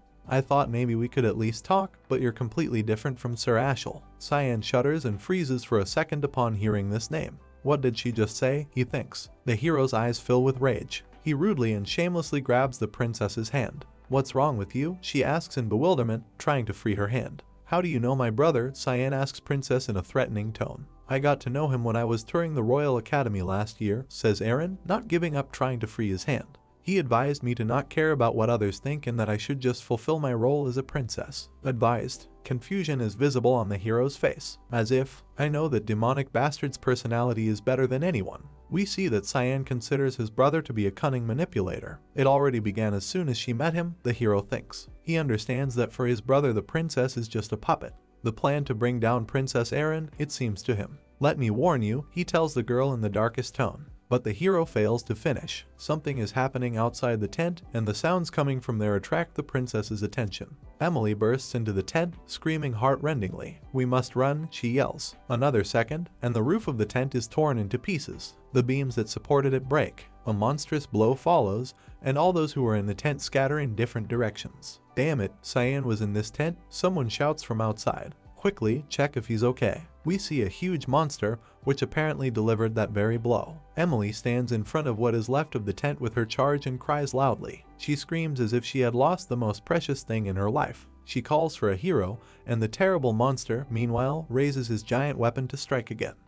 A perplexed question, what, is heard over the field camp. What did you just say? Asks the Emperor. The Duke sitting next to him also has a very worried expression on his face. The knight who brought the bad news gets down on one knee and tells what happened. Advanced rank demonic beasts ambush the rear camps of the border regions. I think the princess was there when it happened. The Emperor and Duke jump up from their seats. Dione starts giving orders. Every one of the Imperial army to the rear camps immediately. We need to secure the safety of the princess. Yes, your majesty, says the knight who came running with a report. She was in the rear camps, the Emperor thinks. Who was she going to see there? Before us are monsters with axes, moving towards the place where the battle is taking place. Cyan, hiding between the stones, watches them. Death worms and ogres too, he thinks. Behind him are Emily, Eren, and the surviving warriors. They should only reside in the deeper regions of the valley. He thinks about the monsters. But for them to be here in the rear camps, something must have changed. Is because of me. Emily calls out to him. She's crying. According to him, at some point she thought that Cyan had died and promised not to leave him even one step. The hero remembers how the tent was hit. He managed to grab the princess in his arms and carry her out. Back in my day I even killed the Demon King, he thinks with sadness on his face. And now I was almost killed by the most ordinary troll. Do you think the knights in the camps are okay? Eren asks anxiously. Don't worry, your highness, Emily answers. The knights are really strong. The princess sobs, covering her mouth with both hands. This wouldn't have happened if I didn't come here, she laments. The knights that came with me are. We're okay, your highness, say the warriors that Eren is so worried about. They are alive, although they look very unwell. It's given that we would protect you as the knights of the empire, says one of them. The second one smiles. He's right, your highness, he says. We are ready to give our lives for you. Cyan notices something and orders his companions to flee now. One of the knights asks again in bewilderment. And the very next second becomes the last in his life. Someone grabs him and squeezes so hard that blood starts gushing out of the poor guy's mouth.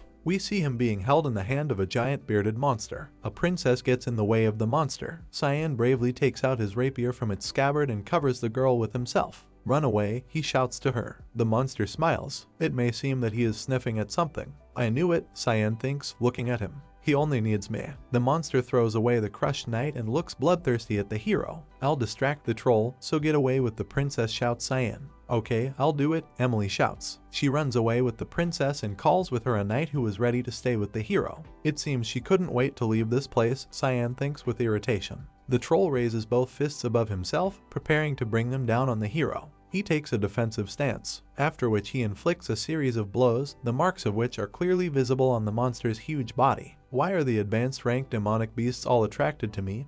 He thinks, flying over the troll in a jump. I feel like they're smelling something on me. Karam helps answer this question. You drank the blood of countless demonic beasts in order to become strong, she says. And that's why you reek of them, she explains, grinning next to the hero's shoulder. It'd be weird if they didn't come for you. What? You knew about this? Cyan shouts indignantly. Why are you only telling me about this now? You forgot, says Karam, grinning predatorily. I need your body. The hero squeezes his dagger painfully. He plants his foot on the ground. What are you doing? Karam asks anxiously. Shut up, the hero demands, picking up a weapon emitting a bloody aura. Please treat me more gently, the spirit of the dagger asks. I don't care, Cyan states as he prepares to use Karam against the giant troll towering over him. How many monsters are I facing? He completes the sentence he started a little earlier. The hero resolutely rushes to the attack, and, apparently, he manages to hit the troll, who begins to scream in pain. The hero's body makes a pink arc in the air above the roaring monster. Cyan does a somersault, and, raising a huge cloud of dust,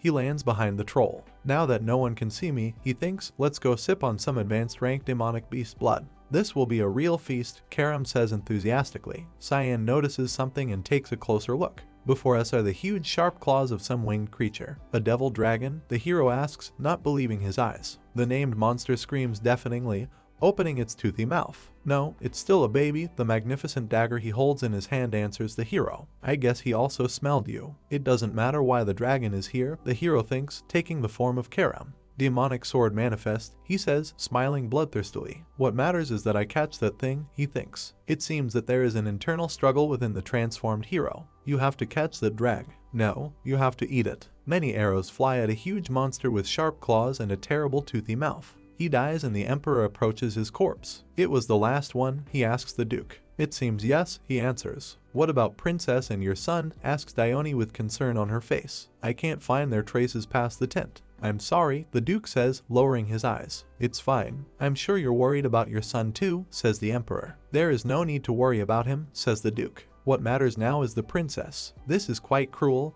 Dione wonders. Is he really your son? Vert must know how to take care of himself, the duke replies decisively. A knight runs up to the conversation and tells the emperor that the princess has been found. Are you sure? Dione asks in surprise. But the very next second he sees his daughter. Frightened, she rushes to her father. Aaron, are you not injured? Asks the emperor, kneeling down in front of the princess. Hurry up, we have to save him, the girl screams. Save whom? Dione wonders. Cyan, of course, she says, sobbing. He's in trouble because of me. The duke looks at the father and daughter with a stone face. Calm down and tell me what happened, the emperor demands from Aaron. You're Cyan's maid, aren't you? The duke asks Emily. She, kneeling in front of very important persons, answers in the affirmative. Tell me, did something happen to him? The duke asks with anger and anxiety. The girl is scared. She understands that he has never looked so scary before. Shaking in horror, Emily says that Cyan decided to take the hit himself to let everyone else get away. The duke's eyes turn into narrow slits. I remember where he was, shouts the knight who ran away with the girls. If you give me an order, I will lead other soldiers there to save Cyan. What are you waiting for, Villairth? The emperor shouts indignantly,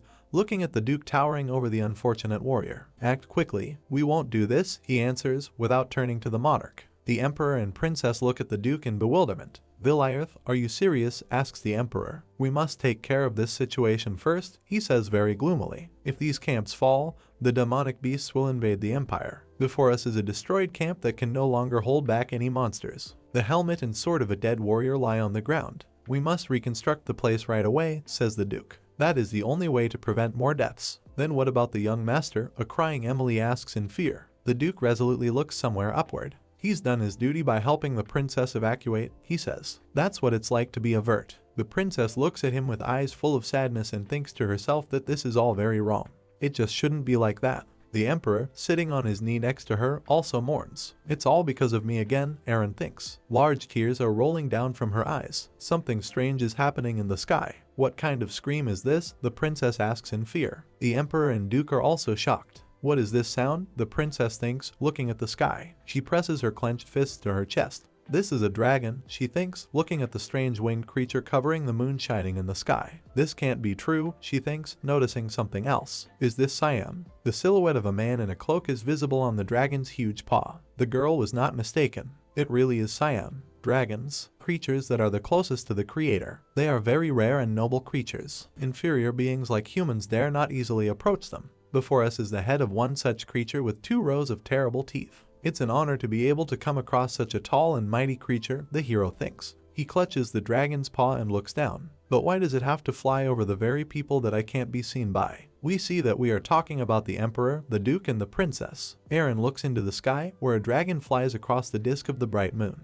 She recognizes the hero and calls him loudly. Unbelievable, Dione exclaims in amazement. A dragon? Thought, Vilayarth, why is your son on top of the dragon? What are you doing? Aren't you going to save him? The duke is silent and looks sternly into the distance. Damn it, the hero thinks, holding onto the monster. I just wanted to drink his blood. Cold sweat runs down the hero's cheek. I didn't think it would happen this way, he thinks. Cyan remembers the moment he saw the devilish dragon, and the way Karam stated that the dragon should not be caught, but eaten. Screw off, you mongrels, thinks Cyan, whose body has been taken over by Karam. I don't have any time to waste. An alert appears, fog sword, rushing fog storm. The dagger cuts countless monsters into large pieces. Having successfully carried out an attack, the hero lands on both feet. Instead of hair, he has a real fire. We see the dragon again. He's definitely not a fully grown dragon, thinks Cyan, who, holding a dagger in front of him, is preparing to repel the attack. The size speaks for itself. A powerful purple light flashes from the dragon's huge mouth. This stream is ready to blow the hero away from the monster's path.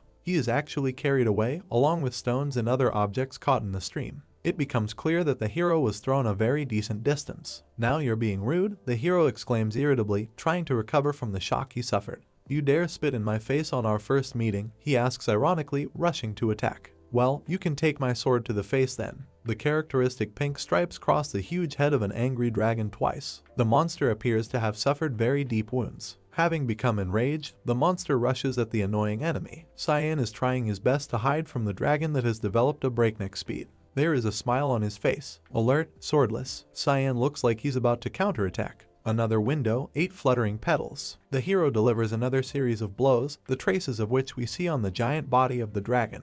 One of the opponents falls to the ground, knocking up quite large stones. I guess I can't take on a dragon yet, says Cyan, whose body, as we remember, is now controlled by Karam. My shoulders are sore, he complains, making rotational movements with his right hand, which holds the dagger. Okay, it's time to finish, he says, raising the dagger behind his back. It looks like he's expecting another stream from the dragon's mouth. I won't fall for the same trick twice, he thinks, and swings his dagger. The hero's eyes glow red, indicating that the body is now controlled by Karam. It turns out, however, that the dragon is trying to escape. Oh, you worthless lizard, the hero shouts. I can't let you go. Stop right there. Cyan rushes in pursuit of the winged monster. He manages to grab the dragon's paw, and at that very moment he regains control of his body. I guess I used up all of my luck coming across this dragon, he thinks. Cyan looks down at the ground he is flying over and tries to figure out what to do. How can I get out of this situation? The hero thinks when he sees below him the members of the army with which he came to this valley. What's wrong with you? Asks the hero Karam angrily. Why aren't you doing anything? What do you mean? Cyan replies no less angrily. Can't you see all these people below us? So what? Karam shouts furiously in the hero's ear. If you have already given me freedom, do at least something. You want me to use a demon sword in front of all these people? Cyan yells back. I'll be burned at the stake if I do something like that. And what are you going to do next? The spirit of the dagger still asks angrily. Just hanging on this dragon. Now I'm just thinking about this, Cyan shouts. A magic circle appears around the duke, from the edges of which rays of light, reminiscent of swords, shoot upward. That's advanced 8-star magic, the hero realizes with horror. The duke stands in a circle of light and looks up. He's going to use the secret sword of the heavens, knowing that his son will get swept up into it too. Cyan can't believe what's happening. The swords that were at the edges of the magic circle rush upward into the dragon, which flies over the duke. You're really living up to your title as the continent's guardian? Father, Cyan screams in despair. Opening its mouth wide, the dragon dives in the direction of the magical projectiles flying at it.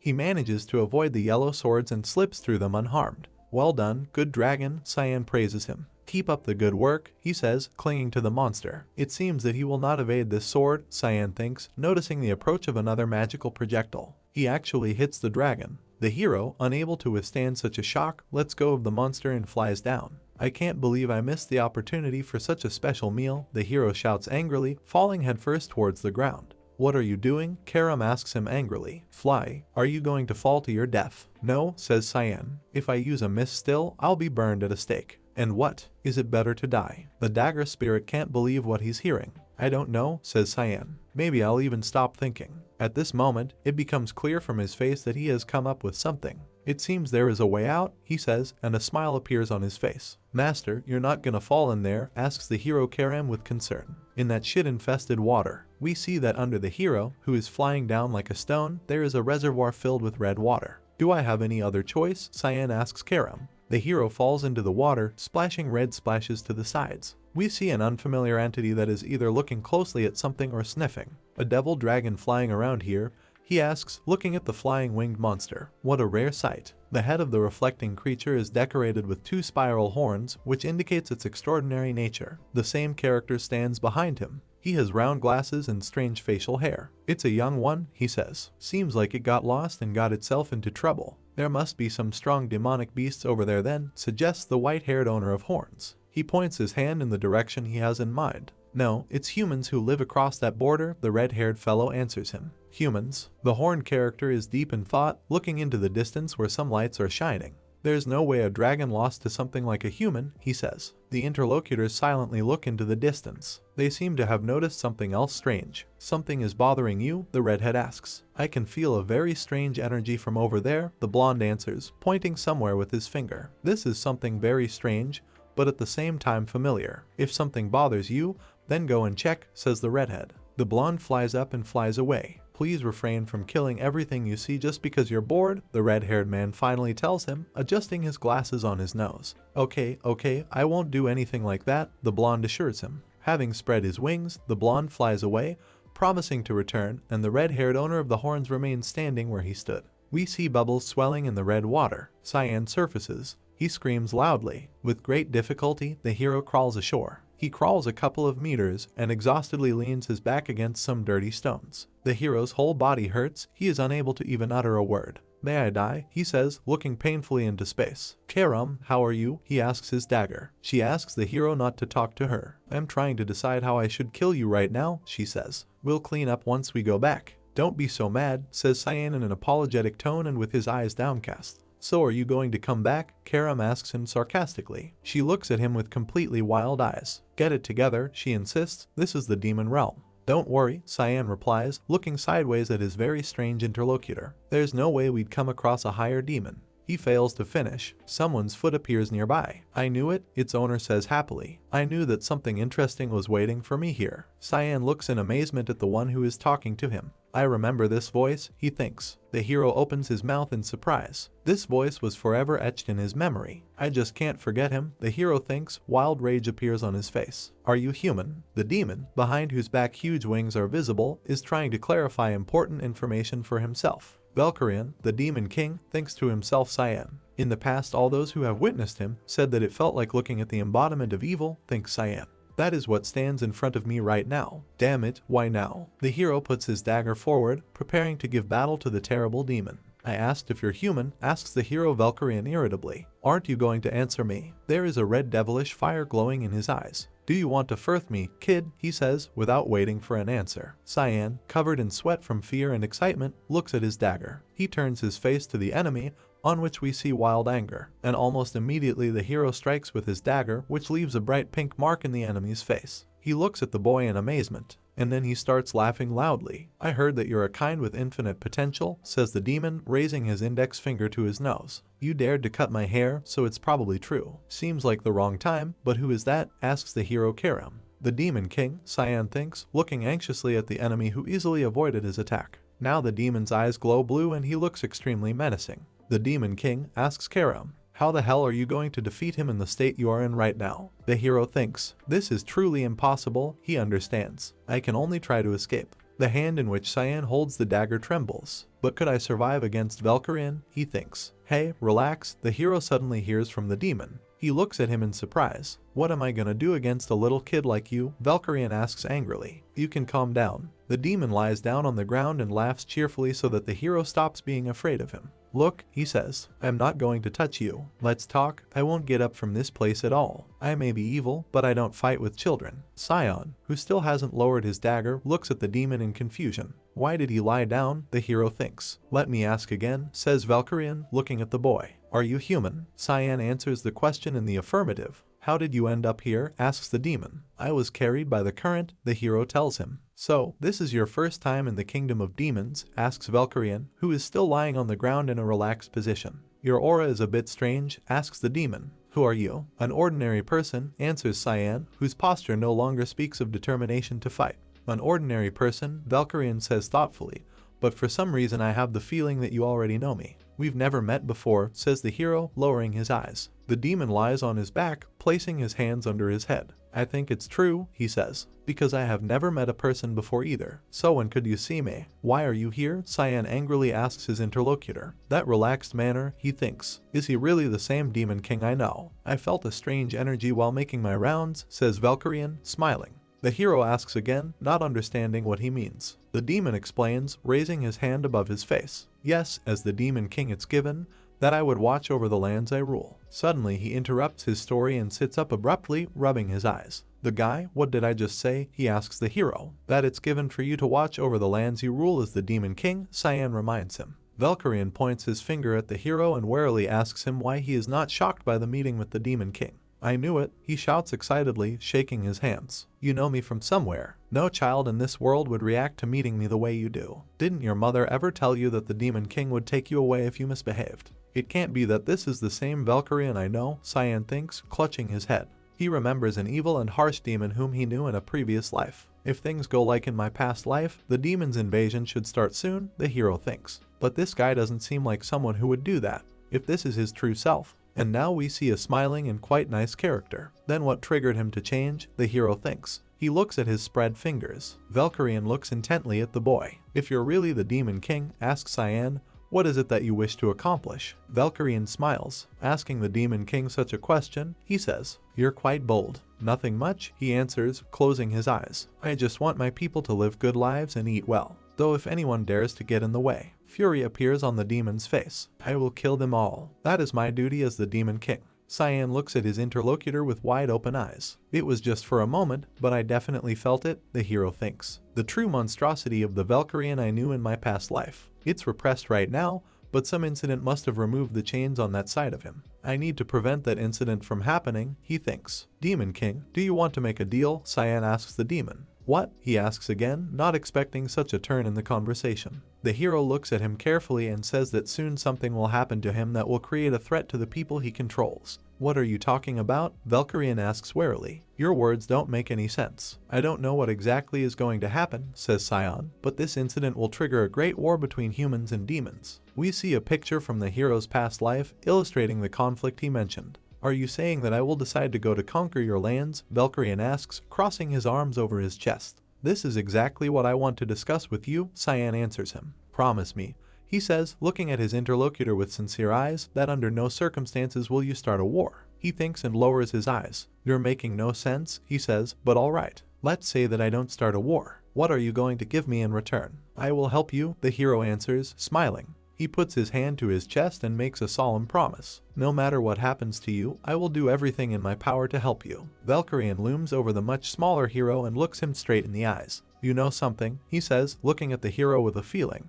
He doesn't look away. What is your name? Valkyrian asks, smiling. Cyan Vert, the hero answers with dignity. Okay, Cyan Vert, declares the demon, raising his hand with his fingers spread. I promise you as the owner of the demon realm that I will not invade your land no matter what happens. Spreading his wings, he takes off. But take care of your side of the deal, he says, smiling slyly, hovering over the hero. A deal is a deal after all. Cyan, who continues to hold his dagger in his hands, looks warily at the demon. Okay, let's finish here, says Valkyrian, smiling. Over there, the young knight shouts loudly, pointing somewhere with his finger. After the deal with the demon king. Before us is the scene of the rescue of the hero lying on the bank of the Red River. The inspection team found me conveniently lying there, and I was able to get back. Then I earned the nickname the boy who survived the Devil Dragon. We returned to an abbey on the borders of Velias that was being used as a military hospital for the time being. I beg your pardon, the hero asks in bewilderment. Standing next to his bed is Erin, who angrily says that she will repeat her phrase again. I thought things were resolved smoothly, the hero thinks in bewilderment, looking at the princess. The girl curls her lips angrily. Will you be mine? She shouts, pointing at herself with her right hand. Cyan can't get rid of the shock. What the hell is she trying to say, he thinks. But I can't stop thinking about the fact that that piece of shit somehow involved with her tragic end, the hero thinks, meaning his brother, Ashel. You are right, he tells the princess. You can't bring any benefit to me, or anyone for that matter as you are right now. It is very unpleasant for the girl to hear these bitter but true words. You don't have any influence or even etiquette. This speech goes straight to the princess's heart. It would actually be bad for me if I were to be close to you, says the hero. But Aaron listens carefully. Cyan seems to be giving her some hope. I'll watch you from afar, says the hero, looking at her, until you've developed into someone better. Will you watch me? The princess asks thoughtfully. Yes, Cyan answers decisively, folding his arms over his chest. Don't be upset. The girl interrupts the hero. I understand what you want to say, she says, clearing her throat into her fist. I just have to improve enough so that you'll acknowledge me. The princess extends her finger in the direction of the hero. She smiles happily. Just wait and see. I don't know when, but I'm going to become so powerful you won't be able to ignore me. I'm looking forward to this moment, says Cyan, smiling. How quickly her mood changes, he thinks. A real child. Yes, and one more thing, recalls the princess, who was already heading towards the exit. Thank you for being alive. She seems really happy that she didn't lose her hero. Touched, Cyan looks after her and says nothing. Rear camp's outskirts of the forest. Some man in a warm fur coat walks through the snow, leaving deep footprints. He reaches into his bosom with his hand, and from there he takes out a strange cube on the surface of which regular geometric shapes are visible. There is little left, the young man thinks, looking at the glowing cube. So it was you, Renald Crimson, he hears someone's voice. With his eyes bulging, he looks at the cube. My body doesn't move, Renald thinks, trying to move. It felt like I was shackled with invisible chains. A small dimension box, says a man emitting a red and black aura, who approached our new acquaintance from behind. I guess its commercialization has yet to happen. An artifact that's imbued with a dimensional realm and enough mana to allow infinite storage. Before us is the cube in question. We see a hero whose face is half covered with a mask. It was the masterpiece of the Garam Kingdom's Mage Association, wasn't it? He says. Cyan comes close to Renald. I've been keeping an eye on it for a whole year, says the hero, because I felt like someone within the Empire was smuggling them. Cyan removes the cube from the smuggler's motionless hand. So, that's how you've been doing it, he says. I'll take it, sorry. Renald Crimson, 7-star mage knight from the Garam Kingdom, addresses Cyan to the smuggler. He is incredibly surprised and seems to recognize the hero. You're Cyan Vert? He asks. The hero looks carefully at the magician with the cube in his hands. An ominous red and black aura flows around him.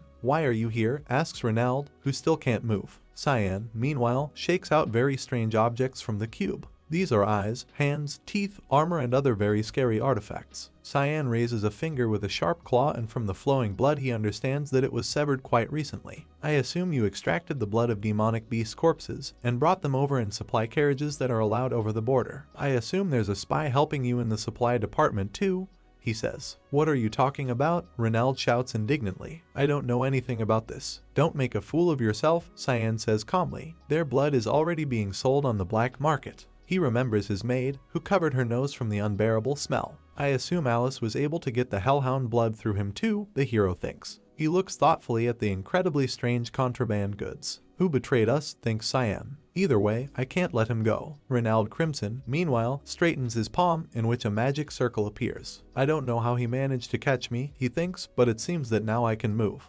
Die, the smuggler shouts and throws out his hand with a circle. We see the alert, breath fire. You will pay for your carelessness with your life, baby. Cyan looks fearfully at the source of the threat. A powerful wave of yellow flame flies at him. Renald, who spews it out, fearfully thinks that he almost died. This means that the rumors that are circulating about him are true, he thinks. Having finished spewing fire, the smuggler leans back and leans against the rock again. Closing his eyes, he contemplates his current situation. I lost the precious dimension box. I never expected this kind of thing to happen in the midst of transport. The thought breaks off somewhere in the middle. Renald lets out a wild scream and grabs the hand that is missing a wrist. Blood flows from the wound in a powerful fountain. What is this black fog? The smuggler yells, looking at the jets rolling towards him. He sees a hero in front of him, who was completely unharmed by the flames of his spell. Cyan comes up to him and grabs him by the throat. Renald Crimson rolls his eyes, unable to breathe properly. The hero pins the smuggler against a rock. Choose, he says. Either you tell me about the smuggling route and the rat who works for you,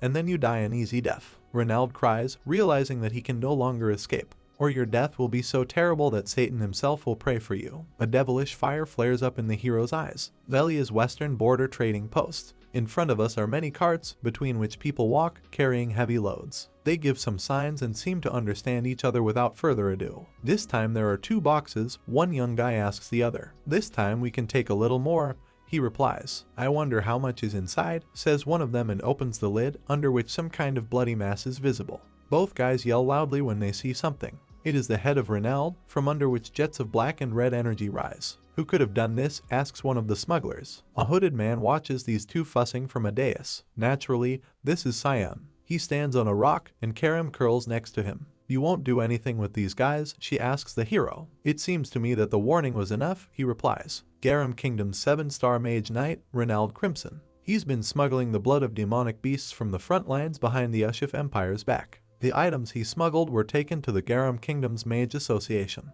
Garam Kingdom's Mage Association, a place where all the mages are insanely obsessed with magic gather. They study the origin and foundation of magic as well as the art of creating new magic. They are an association that aspires to surpass the limits of humanity. Currently they're making useful artifacts like the Dimension Box, but in the future they'll do all kinds of insane stuff with the demonic beast blood. Are you changing class from assassin to problem solver? Teases Karam of the hero leaving somewhere off a cliff. He asks her to shut up. I need to put a stop to it now, thinks Cyan. I thought you were going to live for yourself. Isn't this a really selfless thing to do? Karam asks him. I just don't want any more people using the demonic beast blood, he answers, looking thoughtfully into the distance. A residence in the Ushif Empire. Before us are the windows of the castle. In one of them, a young guy with a naked torso is seen holding some paper in his hand. Cyan Vert went to the front lines with father, he says thoughtfully, having familiarized himself with the contents of the document. Cyan Vert, a pretty girl with long hair, sitting naked on the bed and covering herself with a thin blanket,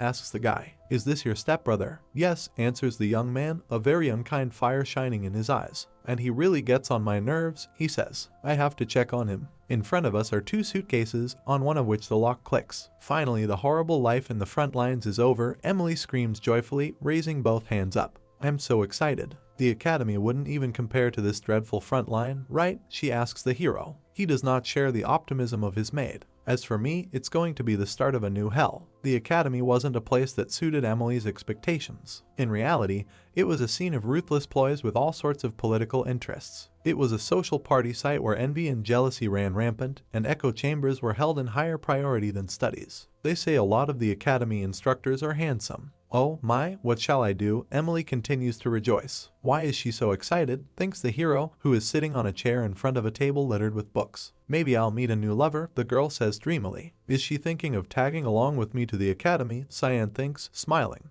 The hero goes down the stairs to his suitcase. With his hands in his pockets, he walks through the city square. At a short distance from him there are 2 people, a teenager and, it seems, his maid. Cyan recognizes one of them. It's Krantz and he's shaking with fear. The hero tries to greet him, but his stepbrother runs away as fast as he can, squealing in horror. Who is this idiot? Asks Karam. He's Krantz, my half-brother, Cyan replies, waving his hand dismissively. Don't worry about him. Why is it that you and your kin are complete opposites, just like you're with your father, trying to understand the spirit of the dagger? Cyan does not agree with this assessment, but it is clear from his face that he is a little thoughtful. I'm not that bad with my sister Alice, he thinks, and the real polar opposites is someone else. He understands. The door opens. Cyan enters it and sees in front of him a red carpet, flanked by 2 rows of servants. Bowing low, they greet the Duke's son, who has returned from a military campaign. Cyan looks at them in bewilderment. They didn't even look in my direction before, he thinks. Throwing his suitcase behind his back, the hero walks past the servants. And now they are demonstrating unnecessary servility, he thinks. It's like it's my father or that bastard. Cyan reaches out to the doorknob. A lot has changed in a year, he thinks. I think it was worth the effort. The hero takes hold of the door handle, and at that very second he feels something incredibly unpleasant for himself. I recognize this energy, he thinks. Horror appears in his eyes. My whole body is shaking from this energy, Cyan understands. The hero presses on the door and it slowly opens. I grant, and behind this door, we see the smiling face of the hero's half-brother, the same bastard that Cyan was thinking about a little earlier, who looks at him with eyes full of horror. Long time no see, Cyan, says Ashel. He's literally beaming with happiness. Calm down, the hero says to himself. "Oh, you don't remember me?" Ashel asks his brother who appeared in the doorway. "Calm down." "Well, I suppose it's natural," continues Ashel, thoughtfully rubbing his chin, "since the last time I saw you was before my admission to the academy." Does it look like I'd stay calm? Cyan thinks to himself. We see that inside he is seething with rage. Right now, he thinks. His hand reaches for a dagger that emits a red and black glow. "I will kill him." Karam's hand intercepts the hero's hand. "If you don't want him to crush your skull, quickly pull yourself together," Karam demands. "There's nothing interesting to get by killing him now, right?" The hero's eyes glow with rage, but he closes them. Pulling himself together, he bows low to his older brother. Youngest son of the house Vert, Cyan greets his eldest brother. He says, "So, do you remember me?" Ashel asks, a little surprised. "How can I forget my brother's face?" answers Cyan, still without raising his head. "I'm happy," says Ashel, and pulls his brother's hair. He grinds his teeth in anger. "I thought that you wouldn't remember me," says Ashel, smiling, "but now I'm very glad that it's not so." Turning away from the hero and putting his hands behind his back, Ashel says with an important look that he was informed that the hero's sword skills have improved significantly. "Someday you will be able to assist House Vert." Slyly smiling, he looks at his brother. "No, you will be able to assist me and roam the battlefield." "Yes, I'm counting on this too, brother," says Cyan, but we see that there is a real storm in his soul. Ashel looks at him appraisingly. "I'm relieved to hear you say that," he says, glancing sideways at his brother standing behind him. "Since the reason I came here was solely to meet with you." And this is said by a man who will not even look at someone who is not needed for the implementation of his plans, Cyan thinks to himself. Now that I realize his intention, I'm getting mysteriously calm and rational, he understands. "Hero's room, I wanted to see you too, brother," he says, feigning a smile. Emily carries 2 suitcases down the corridor and swears offendedly. "He doesn't even have that much baggage," she shouts. "Was it that hard for him to help me with these?" She wearily stops in the middle of the corridor and lowers her burden to the floor. Emily opens the door to the hero's room, and without even looking who is there, she begins to be violently indignant because Cyan just up and left, leaving all the luggage to her. To her amazement, Emily notices that Ashel is standing in front of her. "First young master," she says in amazement, looking at him. "I heard you were intimate with Cyan, and it certainly seems that you two are quite amicable," says Ashel, smiling. "Carry on with your work." He calmly leaves. Emily and Cyan bow low after him, while the girl is internally bursting with delight. She can't believe she saw this man in person. She puts her hands to her chest and tells the hero standing next to her that she almost died from excitement. She reproaches him for not warning her in advance that he would be receiving such a distinguished guest. "Emily, could you step aside a little?" Cyan asks her. The girl asks again in surprise. She doesn't understand what Cyan wants. "Don't make me repeat it," the hero says threateningly, an evil fire lighting up in his eyes. "Young master," Emily says, looking at him in fear. Cyan rushes to the toilet, leans on it, and starts vomiting. Having finished, he rises heavily. "Why did you stop me?" he asks Karam, hovering over his shoulder. "Maybe you can thank me first," she replies, grinning. Cyan wipes his mouth with his hand. "It was a chance for you too," he says. "It would have been a golden opportunity for you to take over my body the moment I would crumble." "Don't be mistaken," Karam answers, still grinning. "I simply want your race to grow even more. That way it's more delicious." "Yes, this is very similar to you," says Cyan, smiling. Someone is walking on a well-laid parquet floor. The young man approaches the door and knocks on it. "Enter," Ashel allows. "I've confirmed the whereabouts of the second young lady, as you commanded," says the young man, bowing. "This is most likely the servant of the Duke's eldest son." "Where is she?" asks Ashel. He sits in a chair and holds a book in his hand. "She's confirmed to reside in the north of the continent, the land of the White Elves, Pruina," answers the young man. "Pruina, you say?" says Ashel, resting his head on his hand. "To think she would be with the race that abhors outsiders. I suppose that's a testament to her affinity. Report back to me if you notice any signs of her returning to the Empire," he orders his servant. He replies that he understood. Then, without looking up, the young man asks what delighted his master. Ashel, smiling, wonders why the servant is asking such a question. He replies that Ashel looks more joyful than usual. Maybe it's a recent meeting with his younger brother. Ashel laughs cheerfully. "I see," he says. "I guess this can be described in the terms you use." But you're wrong. The expression on his face changes instantly. Now he feels either pain or anxiety. "I'm in a very bad mood right now," Ashel tells his servant. He hides his eyes and bows, after which he apologizes for misunderstanding his master. He remembers the terrible eyes of his brother, which he noticed during the conversation. "He looked at me as if he had met a sworn enemy," Ashel thinks. "Or did I misunderstand him? There are certainly a lot of concerns about him," he tells his servant. "I'm going to observe him so he doesn't stray too far." The servant, standing at the door, bows again. "I will appoint a person to monitor him," he says. Ashel sits in a chair at a small round table. The bright sun is shining through the window. He again remembers his brother's gaze. Cyan Vert, what are you hiding? He thinks. At the entrance to the estate, a carriage was organized, consisting of 6 riders on horses and 1 carriage with a coachman, next to which stood Emily. Looking at the boy with an angry expression, she said with her mouth wide open that she was very disappointed in the young master. Cyan cast a dissatisfied side glance at her and answered irritably that it was not his fault that he could only accept knights into the academy. Emily clenched her palms into fists and shouted loudly and offendedly that the gentleman should have warned her about this in advance. Emily folded her arms across her chest and turned her face to the side, grunting displeasedly when a hand stuck out of the carriage and waved at her. The boy told Emily to be smart, to which the girl offendedly wished the young master all the best. Cyan grinned when he saw her reaction, and then turned towards the coachman and ordered him to move away. After these words, the crew set off and a loud sound of hooves was heard. Looking at this, Emily asked the gentleman if he would really just leave. Tears began to well up in her eyes, and she screamed loudly so that the boy would not be upset if he was bullied there. She waved her hand after the departing carriage, shouting for him to take care of himself. Cyan closed his eyes contentedly and smiled. He mentally noted that such behavior was very typical of his maid. Memories of what happened when he was about 8 years old began to pop into his head.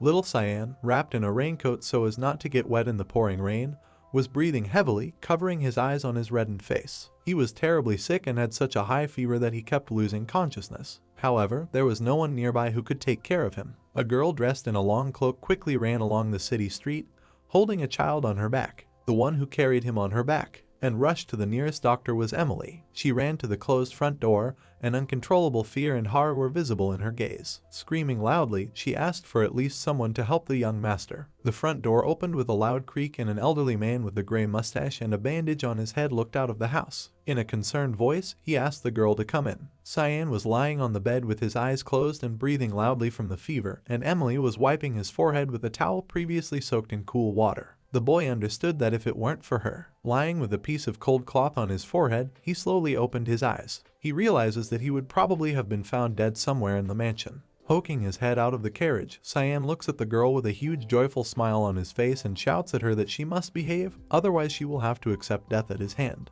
The boy understood that he valued her very much. Ross Strav is more than just a servant. Emily raised her hand high and waved to the young master with a wide smile on her face. In response to his words, she screamed loudly, saying that she had not heard anything. When they drove off to some distance, Cyan sat with a satisfied smile on his face and crossed his arms over his chest and chuckled thoughtfully. Looking down at the floor, the boy quietly noted that in any case, the fact that there were as many as 6 middle-class knights next to him was very strange. The crew left the city and quickly moved on. Cyan inquiringly noted that 6 knights were really sent to escort only 1 person. The boy clenched his teeth and then exhaled noisily. Leaning back in his seat, he glanced sideways and grinned. In an interested voice, he said that, apparently, the fun would begin even before he reached the academy. The orange rays of the setting sun made their way through the dense canopy of trees, illuminating the path through the forest along which the crew was now following. 2 of the knights sitting on horses turned to each other and nodded at the same time. The boy lay on the seat with his hands behind his head until he felt the cart stop and his attention was attracted by some noise. One of the knights approached the carriage and, turning to the young master, said that they would need to set up camp here for the night. In response to this, Cyan asked where they were now. The knight said that they are now in the area of the central city of Saffron. Saffron was located directly between Leuven and Velias. The man in armor added that they would most likely arrive in the city tomorrow morning. Cyan looked out of the carriage and looked at the knight and said that they would let him know when they had finished all the preparations. The man nodded, saying that he understood the young master's order. The boy cast a contemptuous glance at him and mentally noted that this knight was a liar. He thought that there was no such forest in Saffron. Cyan thought that they did not stop near some village, but in the wilderness. He thought that their intentions were clear as day. A loud voice rang out, saying that the young master could go out. Coming out of the carriage and going down the stairs with a characteristic sound, the boy chuckled loudly. He put his hands in the pockets of his shorts and, looking around in a forced voice, loudly noted how fresh it was outside now. With his feet shoulder-width apart, he ran his gaze over the knights who were lined up around him in a semicircle. Looking at them, the boy asked who ordered it. There was a moment of silence, and cold sweat ran down the cheek of one of the mercenaries. The faces of several knights twisted in irritation. One of them's eyes narrowed and he bared his teeth, smiling a crazed smile. Seeing such a reaction, Cyan wondered questioningly, is he really smiling? At this moment, the boy's gaze darkened, and his eyes widened and began to shine with a red light. Lowering his voice, he rudely noted that he had asked them a question. The knight, with a wide smile on his face, reached for the hilt of his sword and began to pull it out of its sheath. The man said that children are not supposed to know much, and the boy will die soon anyway. The rest of the knights followed his example and also began to draw their weapons. One of them said he was sorry it had come to this, and the other man asked the boy not to hold a grudge against them. Cyan placed his hands on his hips and lowered his head, looking at the blade pointed at him. The knight said that he would be kind enough to try to make everything as painless as possible. Looking at the boy, the man said that he just needed to close his words. He raised his hands and, with a bloodthirsty smile on his face, swung his sword at the child with a sharp movement. Grinning, he said loudly that after this they would say goodbye to him. As the blade began to approach his head, Cyan swung to the side and the weapon cut through the air. A moment later, the knight's head flew into the air and drops of blood began to splash on the sides. As the head landed on the ground with a thud and the man's body began to slowly fall, the other knights opened their eyes wide with shock and horror. A pool of blood began to spread under the severed head of a man with open eyes. The carom that Cyan held in his hand glowed with a red-pink light. Lowering his voice, the boy rudely repeated that he had asked them a question. The remaining men, with horribly confused faces, pulled back sharply. Their eyes and mouths were wide open, and they could not utter a single word. Bright red magical energy began to hover around the boy, and he pointed his blade at the knights. Looking at them with a burning, crazy look, he asked why they were just standing there. The boy asked if the cowards really didn't expect such a turn of events. One of the knights, a fair-haired guy who had not previously drawn his blade, looked at Cyan with frightened eyes. He thought that he couldn't believe his eyes. Another man raised a sword over his head and ran at the boy from behind, shouting loudly. Cyan lunged sharply to the side, dodging the man's attack and delivering a crushing blow to him with his blade. He then rushed towards the other knight and the man screamed loudly as the boy impaled him with his weapon. Moving further, with several sharp movements, he cut off the limbs of the fourth mercenary in turn. When he finished, out of the corner of his eye he saw another one of them, screaming loudly, trying to escape. The man froze, throwing his head back high and, with his eyes and mouth wide open, made his last sound. As he fell, a blade protruded from his back, which Cyan threw at him with his hand. Tears rolled down the cheeks of the last surviving man from his frightened eyes. He thought this couldn't be true. He sat on his knees and looked at the boy who stood surrounded by dead bodies. At this moment, the man wondered in perplexity whether he was really only 11 years old. Cyan opened his palm, around which red energy hovered, and put it forward. At this moment, the last man thought that it was not in vain that the boy survived the battle with the dragon. Cyan, whose face now did not express any emotion, caught with his palm his blade, which had returned to him from the back of the deceased. The man thought that this mission. The boy turned around and threw an angry look at the mercenary. Looking up at the boy, the man, choking on his own tears, thought that this mission was doomed from the very beginning. When Cyan took a step towards him, the mercenary recoiled back and fell. Trying to crawl back, he whimpered loudly, looking at the boy with frightened eyes. Cyan pointed at the man in a rude voice. Raising his blade behind his back, the boy approached the man and looking down at him with an angry look, ordered him to lay out all the information. In a tear-streaked voice, the mercenary stammered and shouted loudly that Miss Margaret had organized all this. At this moment, Cyan's face did not express any emotion. He thought it was too obvious. Tears began to flow from the mercenary's eyes again, and he began to cry bitterly. The horse harnessed to the cart ran quickly through the forest, loudly clattering its hooves. The surviving mercenary was the coachman, and Cyan was sitting on the roof of the carriage at that time. The man said that he heard that the young Master Krantz asked his mother Miss Margaret for a favor. He added that he believed she ordered them at her son's request. Changing his face, Cyan irritably noted that it was Krantz. Remembering how his stepbrother ran away from him, screaming loudly, the boy thought that all he could do when meeting him was to run away. He thought that next time he would need to be taught a good lesson. Cyan turned and looked questioningly at the mercenary when he called him. Lowering his sad gaze to the reins, he quietly asked what would happen to him now. The man smiled and looked up at the boy, in the corners of which tears began to accumulate again. He asked if the young master was going to kill him. Cyan gave him a haughty look and said that it didn't seem like that fact would upset the man much. The mercenary hung his head and looked ahead with a sad look. He calmly said that they were the ones who attacked him first, so he has no right to blame the boy for the decision to blow off his head. Crossing his arms over his chest, Cyan replied with an irritated face that for now a living man was more useful than a dead one, so he should just drive the cart. At that moment, the man looked up at the boy with a stunned look, and he supposedly muttered that he drove the carriage quite well. Looking at the boy with a sad look, the mercenary loudly thanks the young master. Ignoring his gratitude, Cyan, looking ahead, notes that they have arrived. Looking out over a town with a large castle on a hill, the boy notes that they have reached the central city of Saffron. A light vase of flowers fell to the floor and broke into pieces with a characteristic sound. At the same time, a loud cry was heard, ordering him to repeat what was said. Clenching her trembling hand into a fist, the woman indignantly asked if one was missing and the other 6 were found dead. The man in the suit folded his hands behind his back and looked down at the floor. In a sad voice, he angered her words and then added that young Master Cyan left Saffron 10 days ago. Miss Margaret, looking at the man with a frightened look, covered her mouth with her hand. She excitedly noted that the man had told her earlier that it wouldn't be a problem. The woman asked in a trembling voice why everything turned out this way. The man bowed deeply and said that they underestimated the young master. Raising her palm to strike Margaret, breaking into a scream, indignantly asked how it was possible not to cope with a small child. The man continued to look sadly at the floor, and cold sweat began to appear on his face. He said he thinks there is someone behind the scenes that they don't know about. The man exclaimed that if the lady gives him another chance, he will send someone to the academy. Margaret clenched her hands into fists and clenched her jaw and looked at the man with an embittered look, saying that this time it's enough,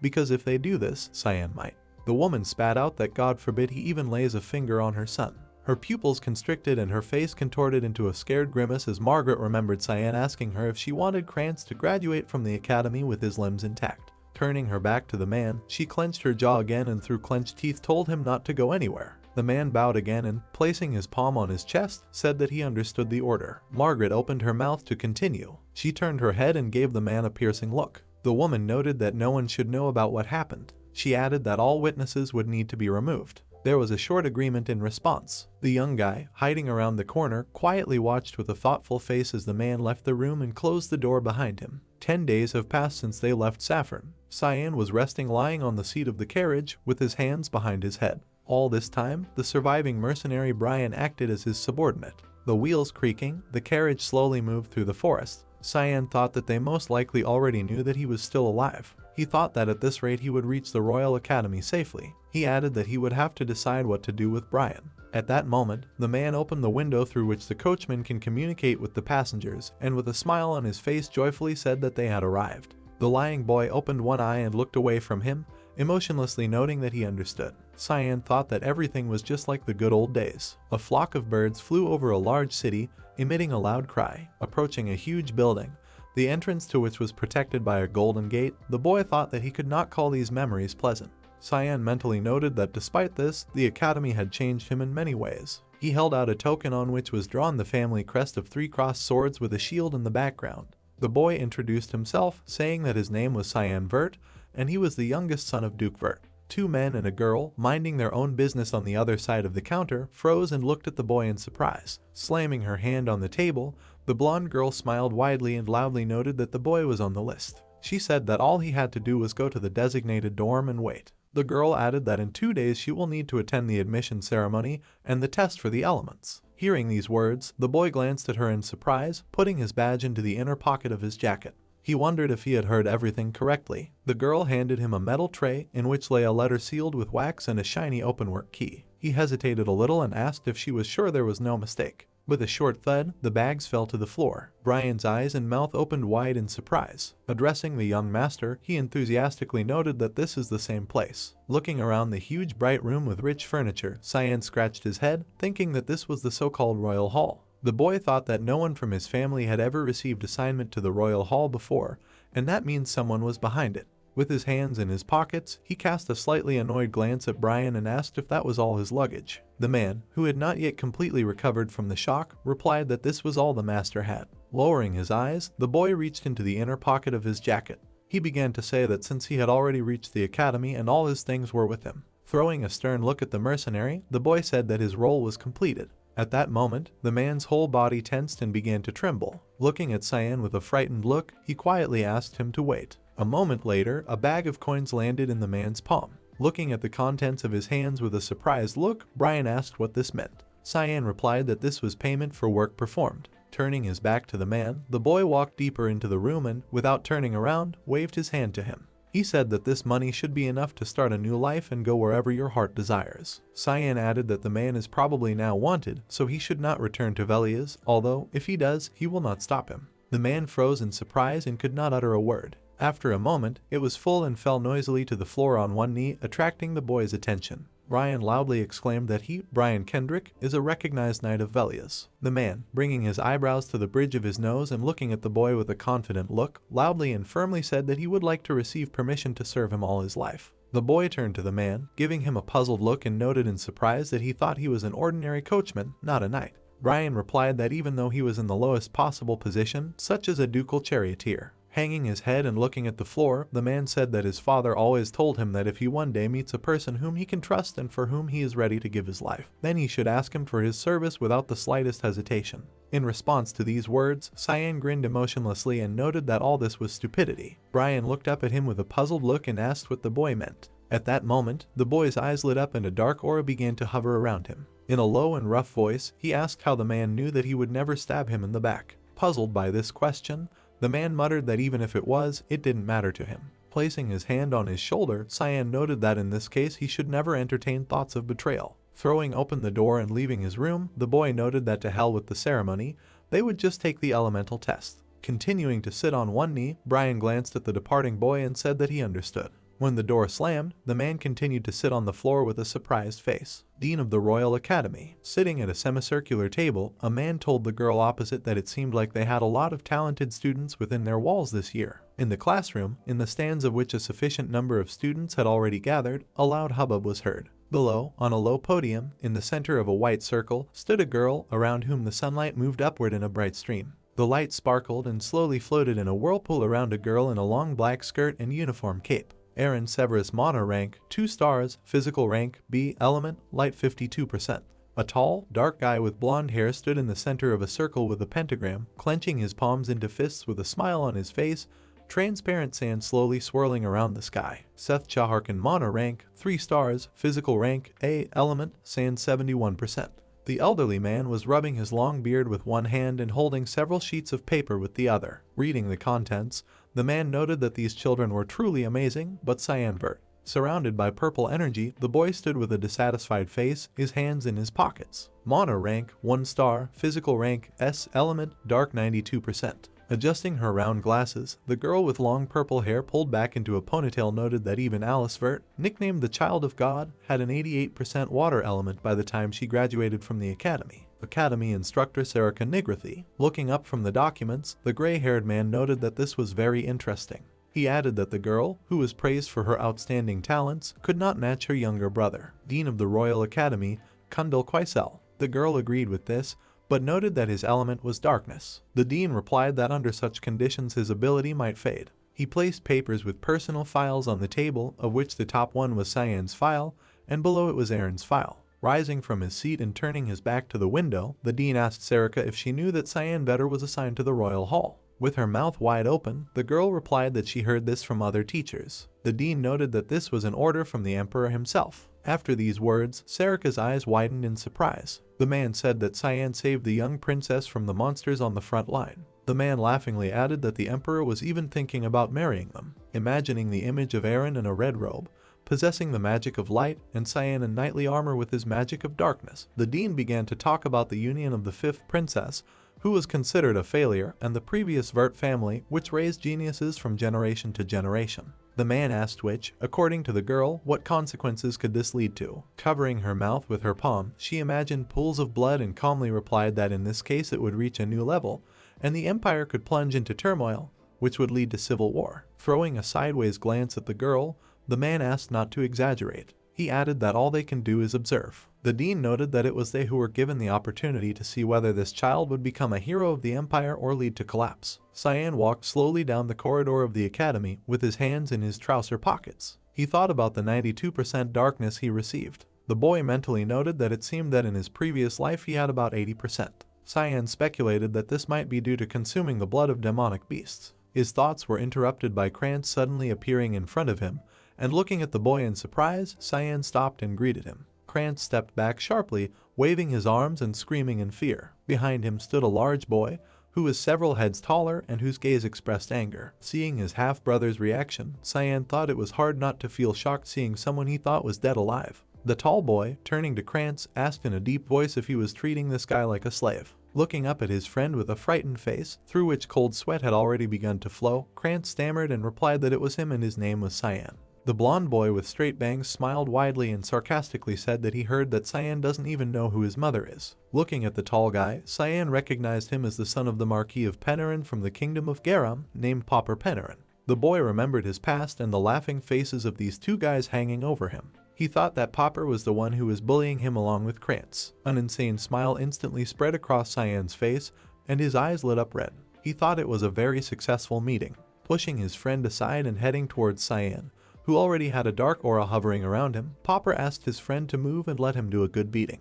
In a stuttering voice, Krantz asked his friend to stop. Coming closer, Popper grinned and asked what happened to Cyan's eyes. Krantz, moving back, looked at his friend with his eyes wide open in fear and quietly suggested to him not to go to the coffee shop. At that moment, Cyan swung his hand and kicked Popper in the stomach with all his might, forcing the boy to fly into the wall and partially break it. Seeing this, Krantz, tears already beginning to form in his eyes, opened his mouth wide and loudly shouted his friend's name.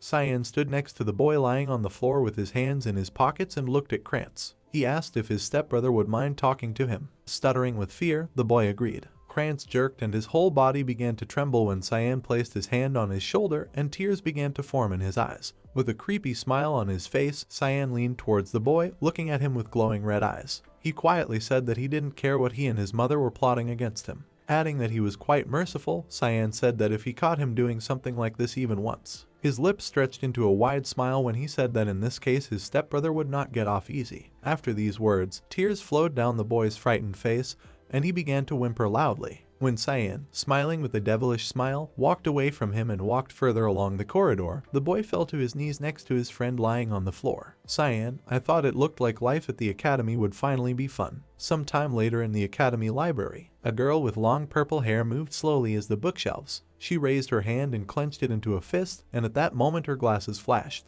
Sarika thought about the dean's words about hero or disaster. She thought that she would need to keep a closer eye on Cyan. The girl took a step, approaching the desired rack. Running her hand along the bookshelf, she saw that one of the books was missing. Seeing this, her eyes narrowed slightly. She thought questioningly, is this really not the case? Cyan stood behind her, his back pressed against the opposite shelf and holding a book in his hand. Stretching his hand forward, he asked the girl if this was what she was looking for. Sarika jerked in place when she heard a voice behind her, and notes of fear and indignation appeared on her face. She turned to the boy and smiled widely, scratching the back of her head with her hand. The girl loudly asked what the student was doing here. She said that students were not allowed in this department. At the same time, Sarika thought, how could she not notice his presence? She pointed her finger at the book the boy was holding in her hand. The girl asked if he was a student named Cyan, and then asked him to return the book to her because she needed it for her research. The boy looked up at her and smiled, saying that she could take the book. When he extended his hand to her, Sarika grabbed the other side of the book and pulled it towards herself, thanking the boy. The boy's eyes widened in surprise when he saw in his peripheral vision a stream of black-violet energy approaching him.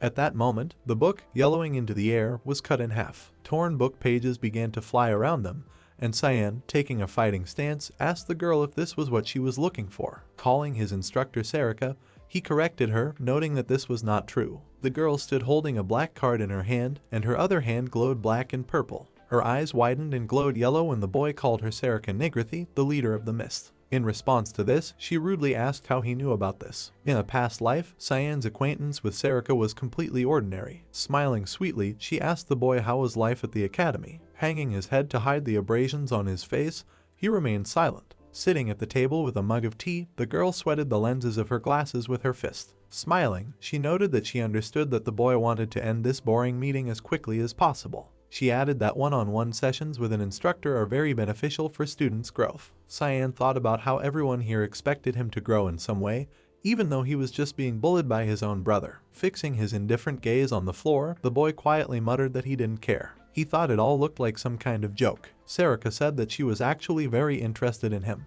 After these words, his eyes opened wide, and the boy began to look up at her in surprise. The girl noted that 84% compatibility with darkness is extremely rare. The guy sitting across from her at the table folded his hands on his lap. He quietly replied that he had been told that this element had no good. He put his hand on the table. The girl stuck out her index finger and smiled. She noted that people just don't fully understand the element of darkness yet. She happily added that she believes Cyan's growth potential is limitless. The boy looked at her with his black, surprised eyes. Then he thought that her words aroused some mixed feelings in him. Closing her eyes, Sarika smiled sweetly and asked the boy to try hard. Then he thought that she was the one who could help him. Cyan stood ready to attack and looked at the girl, his lips compressed into a thin strip. He thought that he had gotten it completely wrong in the past. He thought that he had been deceived. Sarika stood with her face down, one hand on her waist and the other holding the black and purple energy around her. Cyan mentally noted that the person behind these glasses cannot be trusted, because the identity of the Royal Academy instructor is just a cover. The boy thought that she was actually a murderer. Sarika first wore her glasses, revealing her bright yellow eyes to someone else's gaze, and clenched her hand into a fist with a frown on her face. Cyan thought that this girl is the leader of Mist.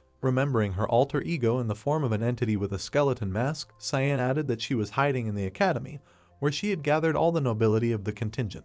The girl squeezed the frame of her glasses with her hand and, turning to the boy, said that that was enough. Cyan perked up and threw a surprised look at her. Turning her back to him, she turned her head and looked at him. Sarika said that she would listen to the boy in her laboratory. She added that he should put the books away himself and follow her. Cyan, who was still standing in a fighting stance, froze, and obvious bewilderment was expressed on his face. He thought that somehow Sarika accepted the revelation of her identity easily. Entering the laboratory, Cyan saw a multiplicity of various objects scattered on the table. Looking closer, he saw a small blade. The boy thought that this place had not changed at all. Holding a mug of drink in his hand, he took a sip. Sitting at the table and holding a saucer and a mug, from which it smelled of magic, Cyan smiled widely. He asked if the girl really sent him tea. The boy thought that now he understood what she was counting on. Sarika smiled happily in response and nodded her head. She said that tea is not lethal, so the boy need not worry. She added that the poison was only enough to melt a couple of organs. Remembering how many demonic entities he managed to devour, Cyan closed his eyes and smiled contentedly. He made a mental note that this trick wouldn't work on him.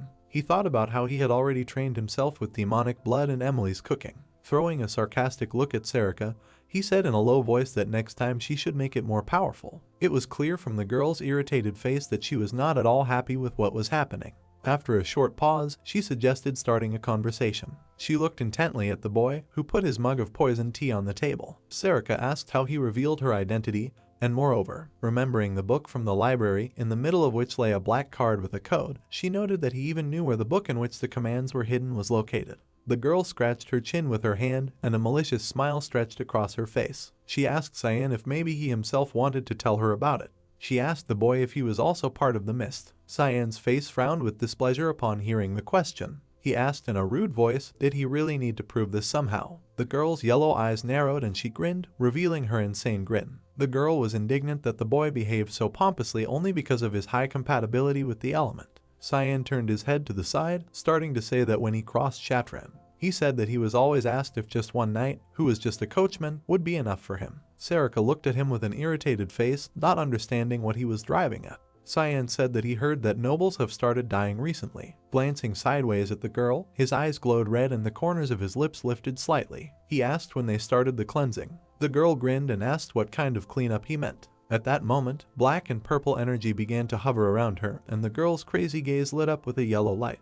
With her lips stretched into a smile, she replied that she did not understand what the boy was talking about. Cyan squeezed his tie with his hand, and his red energy also appeared in the room at that moment. Looking the girl straight in the eye, he asked if he should call it murder instead. Rising sharply from her seat, Sarika, smiling madly, said that the boy might regret these words. Rising after her, and looking at her with glowing red eyes from under his brows, Cyan grinned and asked if she was really threatening the student.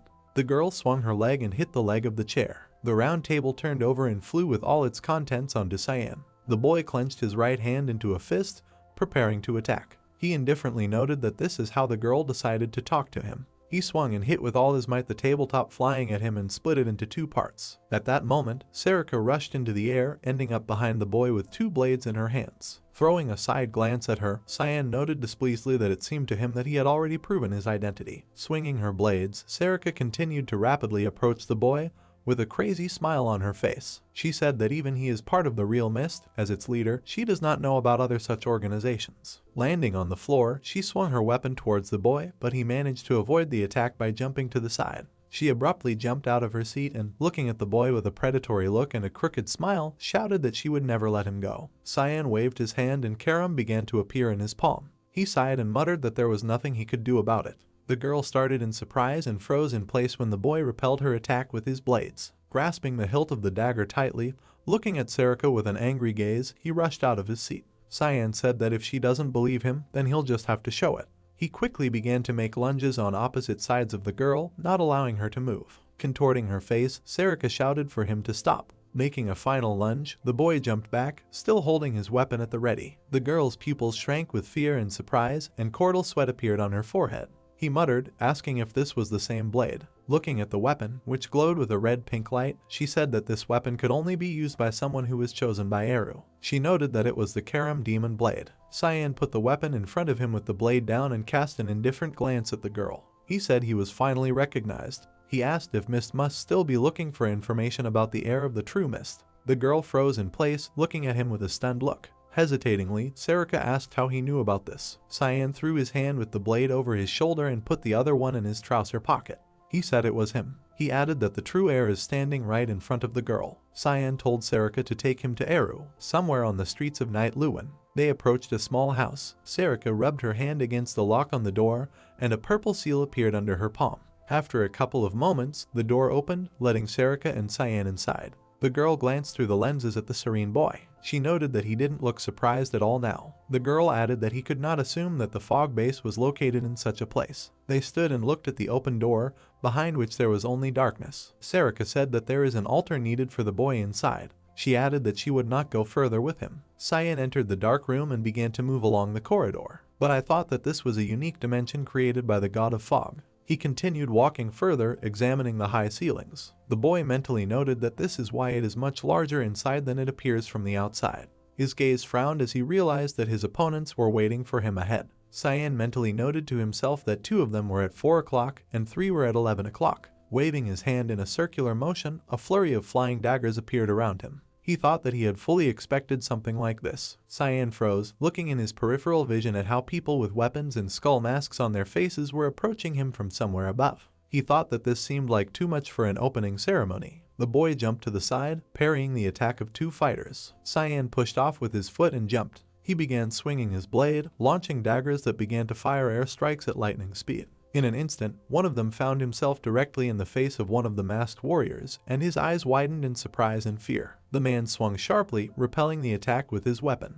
Cyan turned his head and glanced at the man over his back. He mentally wondered how this man was able to knock his dagger away. He thought that this also happened in a very short period of time. He thought it was incredible. The eyes of the man in the skeleton mask flashed yellow. Expansion of secret technology. Death Horn formation. At that moment, 3 more warriors appeared behind the boy, and thus they drove him into a circle. Cyan waved his hand, and everything around him glowed with a scarlet light. Expansion of territory. One of the warriors, approaching the boy, screamed loudly that this was the same technique. His partner shouted back that a child like that couldn't do that. A wave of bloodlust. Cyan rose up, and blood-red energy quickly began to fill the entire space in the room. He thought that the bloodlust technique was a secret technique that only assassins could use. He mentally noted that it gave bloodlust a physical form and used it to attack opponents. Covered in red light, the warriors began to grab their throats, pulling back their collars. They screamed that they couldn't breathe. Cyan cast a contemptuous glance over his shoulder, looking at the bodies lying on the floor. He thought that they would not come to their senses soon. Sharply casting his gaze forward, he thought that although seeing the last warrior in front of him in the mind, Cyan mentally noted that this one was still standing.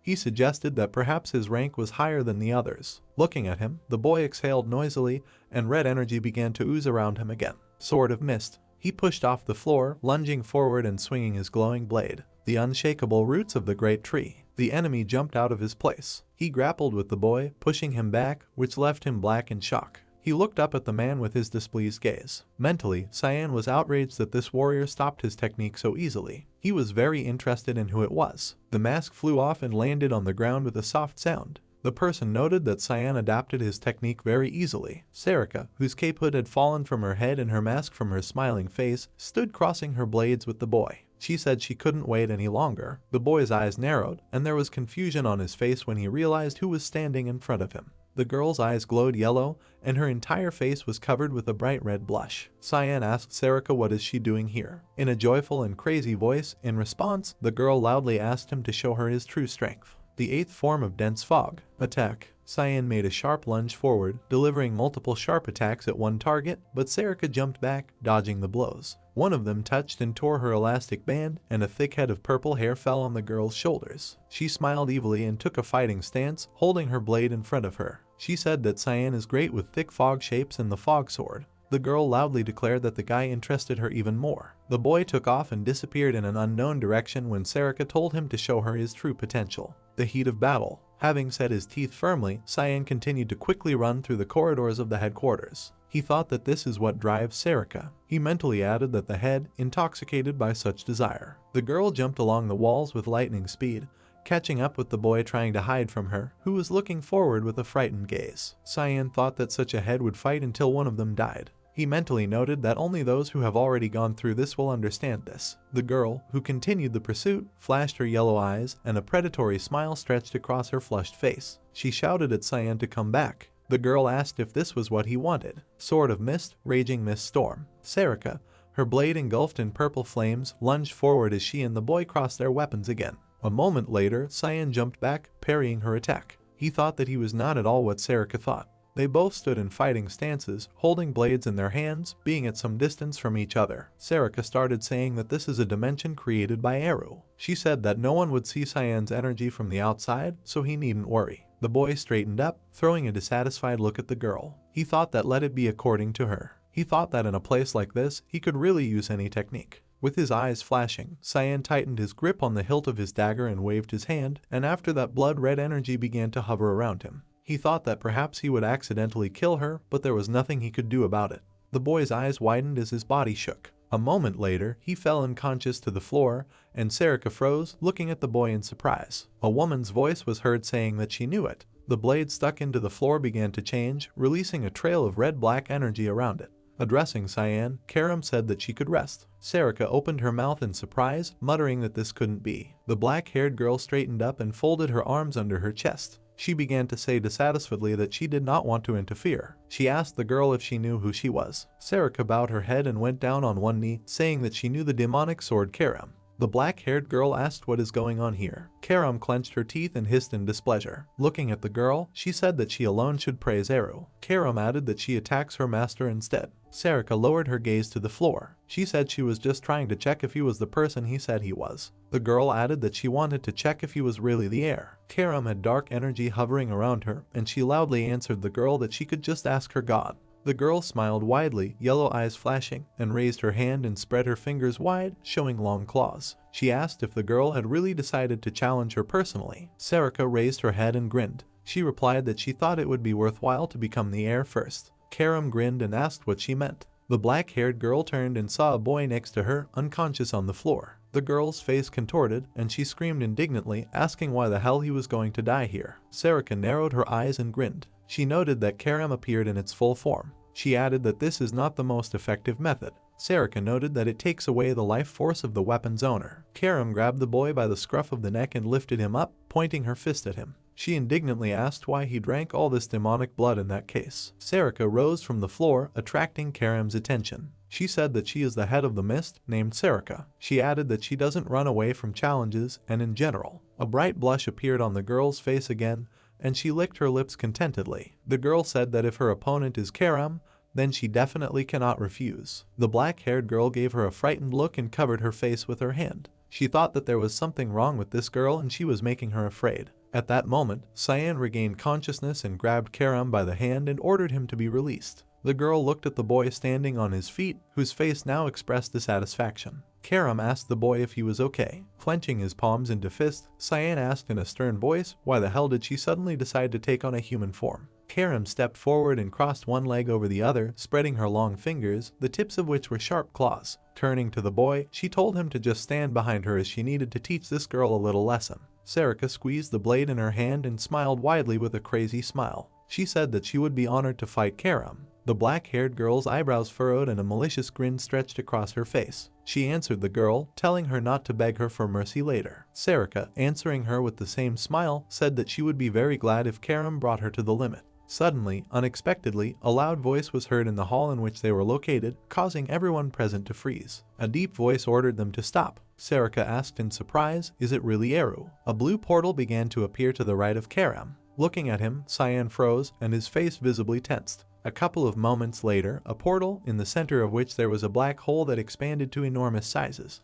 The voice told the heir to go through it to the altar. Sarika knelt down and bowed her head and replied that she understood Eru's order. Cyan pursed his lips into a stripe, and they stretched out in a satisfied smile. He thought it had finally happened. The boy saw a large figure in armor and a black cloak, sitting on a dark throne, crossing his legs. He thought that he could finally meet the god of darkness Eru. Some say that the god of darkness is truly evil. He kills as if it were a normal meal for him. and he is justified by the common good. To which the god of darkness replies, a dark figure shrouded in a red glow under whose hood nothing was visible except his eyes. The god of darkness said that they themselves wanted this. He added that everyone decides for themselves what is right and what is wrong. The god of darkness said that if a creature could justify its decision by killing, then that would be enough. Everyone thinks this is the logic of a madman. But he can say this. This god is just a fool, wanting to protect the weak. The boy stepped out of the portal. Cyan found himself at the beginning of a long staircase, the steps of which led to a large throne. A dark figure sat on the throne, his head resting on his fist.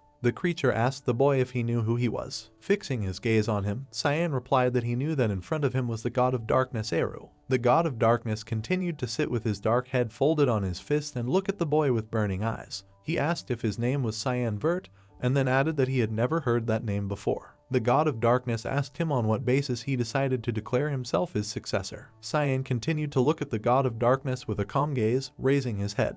He asked if he had already felt it himself. The boy said that the power of darkness lives in him. Eru responded that there were only two ways to succeed him. He said that the first way is if he himself gives him the stone of darkness. Looking at the confident face of the boy, around whom blood-red energy began to hover, the god of darkness said that there was also a second method. Eru said that it lies in the fact that the stone of darkness is already in the chosen person. The god of darkness raised his hand and pointed his finger at the boy. He said that since he didn't know him, then he was probably in the second category. He pointed to the altar, on which stood a long empty stand. Eru revealed that the dark stone was originally kept on this altar. He added that the stone suddenly disappeared a year ago. The god of darkness, fixing his gaze on the boy, said that besides. He turned his attention to the small form of Karam, which was hovering next to the boy. Eru said that he was also able to awaken Karam, whose location was unknown, and was handling it quite well. Her face frowned, and clenching her sharp teeth, she quietly muttered that it was still unclear who was still controlling who here. Looking at the boy's confident gaze, the god of darkness noted that his gaze definitely did not correspond to his age. Putting his hand to his chin, he thought and said that he thought that he was a stranger arriving from another time unknown to him. The boy's face frowned as he realized that the god of darkness didn't seem to know. Cyan said he thought Eru was involved. The god of darkness waved his hand, and at the same time visibly drooped. He said in a sad voice that if the boy saw an omnipotent god in him, then he had come to the wrong address. God rhetorically asked, what kind of power does he have? He added that he had long been deprived of his divine powers. After these words, the boy's eyes frowned, and he thought that this was true, and he waited in vain for some explanation. Eru hung his head and looked at his armored palm with a dull gaze. He muttered that he thought he felt some relief in the boy's presence. Cyan asked with a puzzled face, what does he mean? The god of darkness leaned back in his throne and waved his hand. He said that he finally had an ideal successor who did not need to be spoon-fed and taught everything.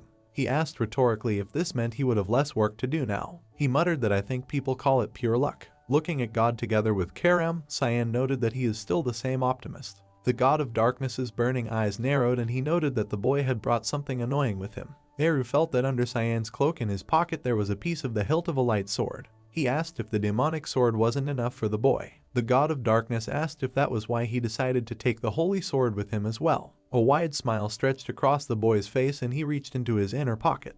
Grinning, he said that he had no plans to do anything with it yet. The boy began to say that it was just. Cyan looked with crazy eyes and a wide smile on his face at the glowing stone on the hilt of the sword. He said he thought that if no one saw its light, it would become a useless antique. Eru rested his hands on the armrests of his throne and began to rise up. He said the boy had a disgusting hobby. He added that it was none of his business, so he wouldn't ask anymore. Eru took a step and his armor rattled with a loud sound. He added that rules are rules and he needs to follow procedure. The god of darkness raised his palm, and red and black magical energy began to swirl around it. Eru said that as the absolute lord of darkness, he had to ask the question. Addressing the boy, he called him the successor of his power. The magical energy of the god of darkness reached the boy and began to hover around him. Looking at Cyan's frowning face, the god of darkness asked what goal he wants to achieve with this power. Cyan thought that Eru had already asked him this question in full life, and then he answered him. Remembering the massive back of his older brother, he remembered that he answered that he was going to live for his brother. The boy thought that he used to be a huge idiot. Remembering the skeptical faces of Eru and Sarika, the boy thought that even in his previous life they did not take his answer seriously. He recalled how, as an adult, he walked away from Eru and Sarika under a hanging bridge made of stones. Cyan thought about why it happened there. He wondered if there was something the god of darkness wanted from him.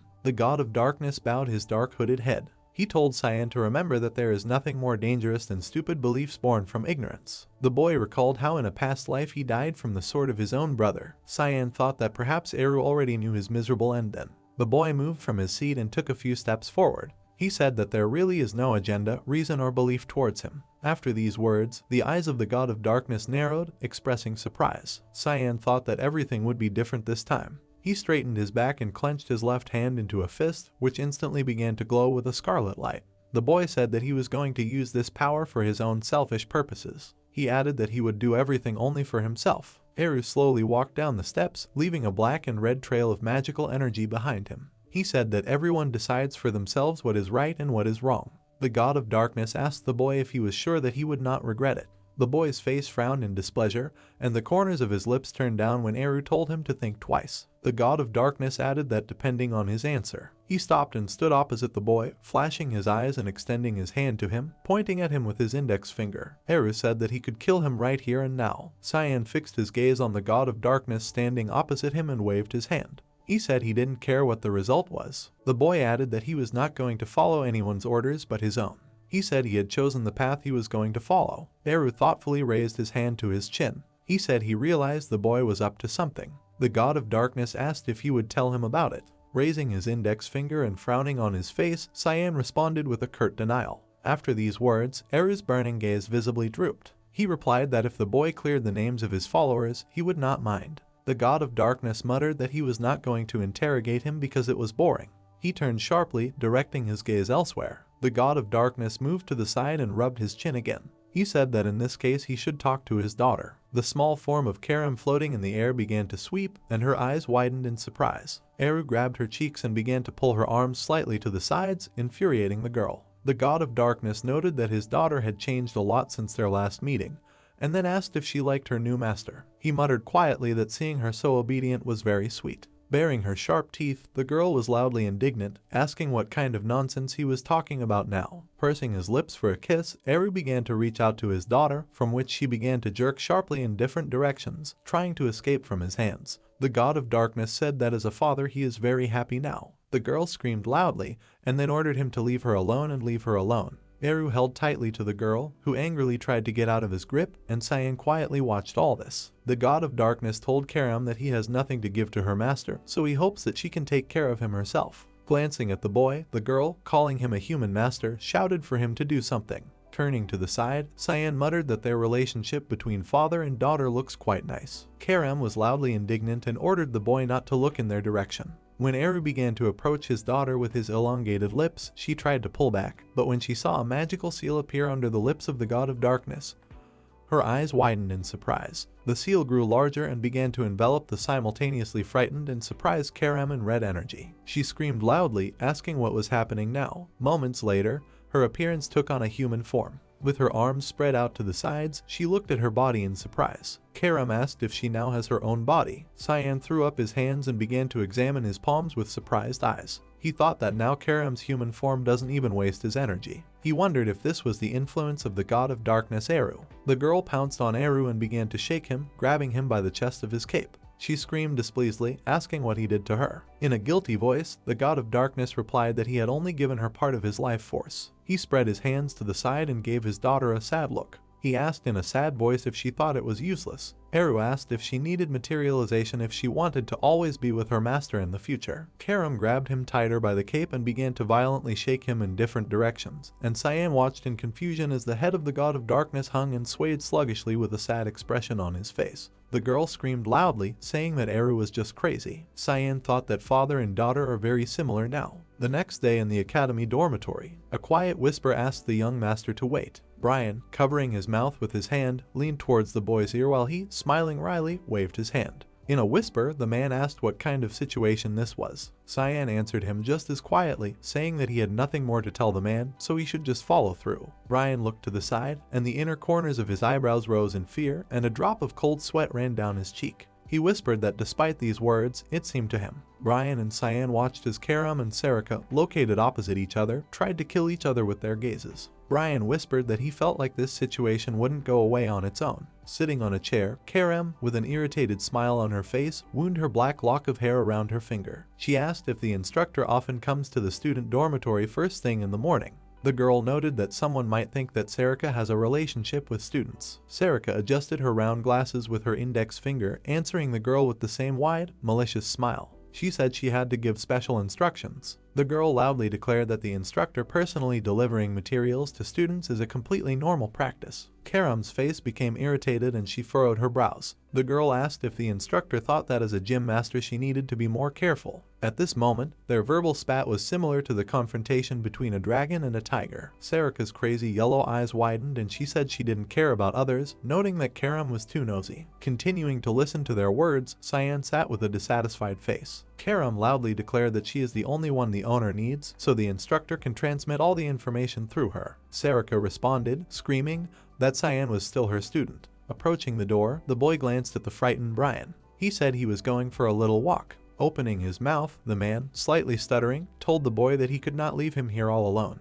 Brian, whose stunned face had been pouring sweat for a long time, shivered in place when he heard loud curses behind him. Karam angrily told Sarika to take out her dagger and attack her. In response, the girl took out her weapon and happily replied that she could not refuse such an offer. After some time in the city center, local residents walked along the streets, going about their daily business. Cyan squatted on the roof of one of the buildings and watched city life. He thought he exhaled and thought that he could finally catch his breath. Sensing notes of a strange smell, the boy sniffed. He thought he smelled blood. The child flew sharply to the side, hitting the cold tiles. He put his hands on the ground, trying to get up, and began loudly coughing up blood. Sitting down on his knees, the blond boy grabbed his wounded arm and cast a frightened glance to the side. Not some distance away from him stood three tall guys who had driven him into a dead end between the buildings and were laughing loudly. One of the boys, turning to a friend, suggested that we finally try to do what we had planned. He laughed, noted his disposition, and said that he didn't mind. The third of them burst into loud laughter. A small orange-red sphere appeared in the hands of one of the guys, glowing with a warm light.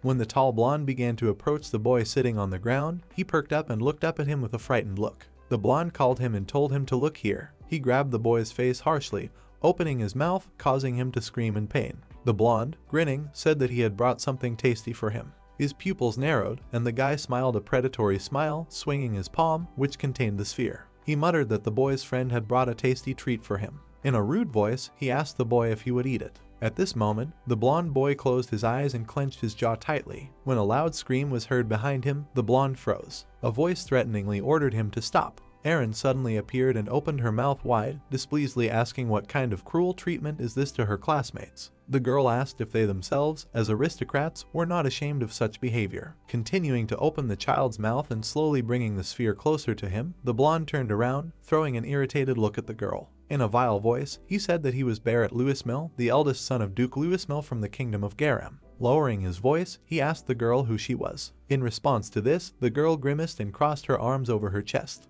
He replied that she was the princess of the Ushif Empire named Erin Severus.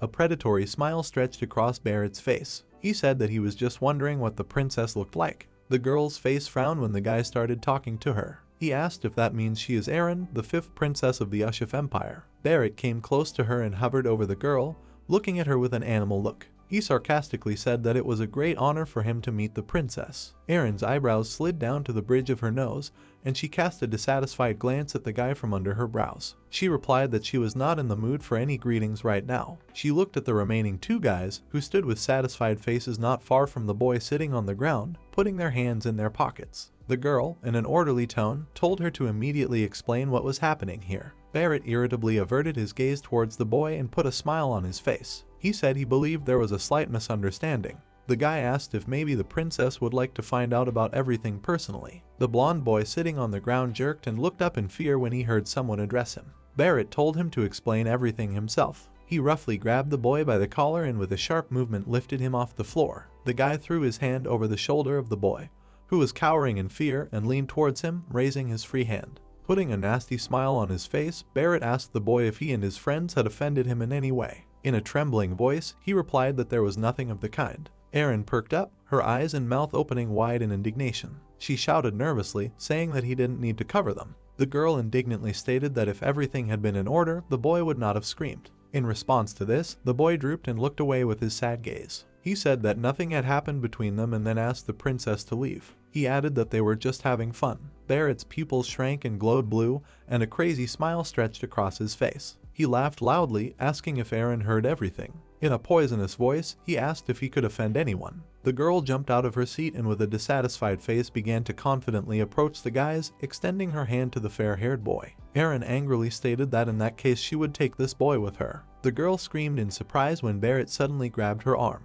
Let go of the boy, who was looking at what was happening with frightened eyes. Barrett leaned towards the girl, looking at her with an angry gaze. In a threatening voice, he asked if the princess did not understand anything from the above. Aaron indignantly asked what Lord Barrett is doing now. Gritting her teeth, the girl tried to pull her out of his grip, but the guy held her tightly by the wrist. Staring down at the princess, Barrett said that Leximus had kindly asked her to leave. The girl replied threateningly that if he didn't let her go, then she would be like the princess of the Ushif Empire. Without letting her finish, Barrett laughed loudly, his pupils narrowed, and a predatory smile stretched across his face. He sarcastically asked, what could the fifth princess do, given her status? At this moment, Cyan threw his angry gaze at them. He swung his leg, sharply cutting the guy and knocking him down, causing him to scream loudly. The princess's eyes widened in surprise, and a slight blush appeared on her face. Stuttering, she asked Cyan what he was doing here. Cyan, seeing the child who was being bullied, froze, and his gaze acquired notes of fear and surprise. He wondered if this was Leximus. Leximus trembled, looking in fear at Barrett lying on the ground, and his friends jumped out of their seats and ran to the guy in concern. Cyan thought that Leximus is still a child now. Castle Klein, Kingdom of Garam. Loud metallic sounds of swords striking were heard. Two armored men crossed their weapons in a fierce fight. The adult Cyan jumped back, exposing his demonic blade Karam in front of him. A blonde girl with short hair, dressed in armor, held out her long sword in front of her. The first sword of the continent, Leximus Klein, whose homeland was the Ushif Empire. For some reason after graduating from the academy, the girl's gaze frowned and she raised her hand with the sword to her face. She joined the family of Count Klein, a military family from the Kingdom of Garam, and she even changed her citizenship. The girl made a sharp lunge forward, and the guy parried her blow and jumped back. Leximus slammed the ground, cutting through the rock and sending a shockwave at Cyan. Cyan froze and his eyes widened in surprise. Waving her sword, Leximus jumped and rose up, trying to hit the guy. Scraps of fabric cut from the guy's cloak scattered around her, and her eyes widened. Suddenly, Cyan appeared behind her, swinging his blade. He stuck Karam into her back and landed with it, slamming the girl into the ground. He sat on her back and blood gushed from Leximus' mouth. Cyan killed her on the orders of the Empire. The guy stood up and straightened his back, looking at the girl's body with an irritated look. He had fun keeping everything as quiet as possible. However, as soon as he got into the castle, a fight broke out between them. There was no particular reason for this. This woman reached the pinnacle of skill without resorting to magic. Cyan did not want to just kill the person who received the title of the first sword of the contingent. Little Leximus stood with a scared look, his hands clenched into fists, while Barrett's buddies ran up to him and told him to stand up. Cyan, with a dissatisfied face, looked down at how, holding his friend's hand, Barrett slowly rose from the ground. He loudly shouted to his comrades to get out of the way. The guy asked displeasedly why today many people just want to stick their nose into something that isn't their own business. He rose from the ground with a smile on his face and wiped his bruised chin with his fist. Looking at the boy standing opposite him, he asked if he was Cyan Vert. He added that he had heard that he managed to return alive after being massacred at the front. Barrett asked if he really wanted to join their game too. Cyan's face frowned with displeasure. He thought, what kind of game is this? The boy thought that there was not enough fun to play here. He mentally reasoned that the mana ball could not be properly placed into a person's body. He thought that if this happened, both the person's body and his magical power would suffer. Cyan looked at the three guys standing with dissatisfied faces. Cyan noted that this is a game in which they stuff a mana ball into their friend's mouth. A moment later, a purple magic sphere appeared in Cyan's palm.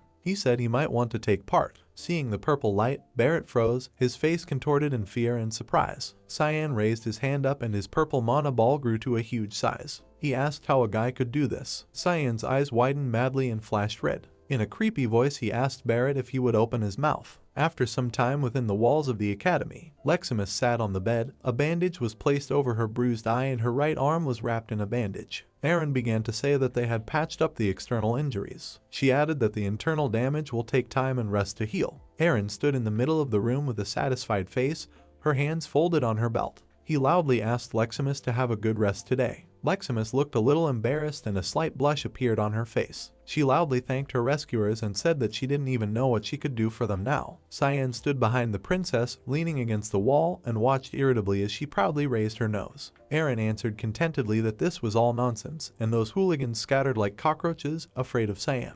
She added that anyone in her place would have done the same. Folding his arms across his chest, Cyan looked away in thought. He reflected that Leximus's wounds began with fractures and ended with a mild concussion. He thought it was amazing that she lasted so long. Cyan thought that maybe the whole point was that the body of the future first sword of the Empire was somehow special. Leximus noticed the boy's gaze on her and turned to him. She asked if he really knew her from somewhere. Leximus perked up and her face turned red. She embarrassedly said that it seemed to her that Cyan was looking at her too closely. The boy lowered his gaze to the floor, surprising Eren. He replied that Leximus's face reminded him of someone. He apologized to her if he suddenly offended her. Leximus answered in denial and lowered her embarrassed face, turning Eren's already surprised gaze on herself. The princess approached Leximus, looking at her with her worried gaze. She asked Leximus where he lives. Eren excitedly added that those bullies might come back again to continue their bullying, for example, as revenge. Throwing a frustrated look at the princess, Leximus replied that she lives in a dormitory. Eren asked if Leximus is a commoner. In response, she hung her head and lowered her gaze to the floor. She said upset that she was enrolled here solely on the recommendation of Instructor Veltson. She said the instructor promised to support her after enrolling, but he was suddenly fired from the academy. Cyan opened his mouth, attracting the attention of those present. He asked if there was anyone to look after Leximus. The girl answered him with consent. The boy noted that even if we forget about the bullying, she will soon have to pack her things. Eren raised her hand to her visibly downcast face. She noted in a sad voice that she was very sorry. Cyan raised his gaze, turning it to Eren. He asked if perhaps the princess would take her new comrade as her servant. He noted that she had once wanted to learn fencing from some special sword master. Her face contorted in surprise and she pointed her finger at Leximus sitting on the bed. Stuttering, she said that she could not study with the boy. Cyan took the day off and threw an irritated look at the princess. He told her that their friend was actually a girl. Eren froze in place and opened her mouth in surprise. Seeing her reaction, Leximus perked up. She cried out guiltily that she had no intention of deceiving the princess. She turned her downcast gaze to the side and threw her arm behind her head. Leximus muttered that the whole point was that since childhood she had been more comfortable walking around with short hair and wearing men's clothes.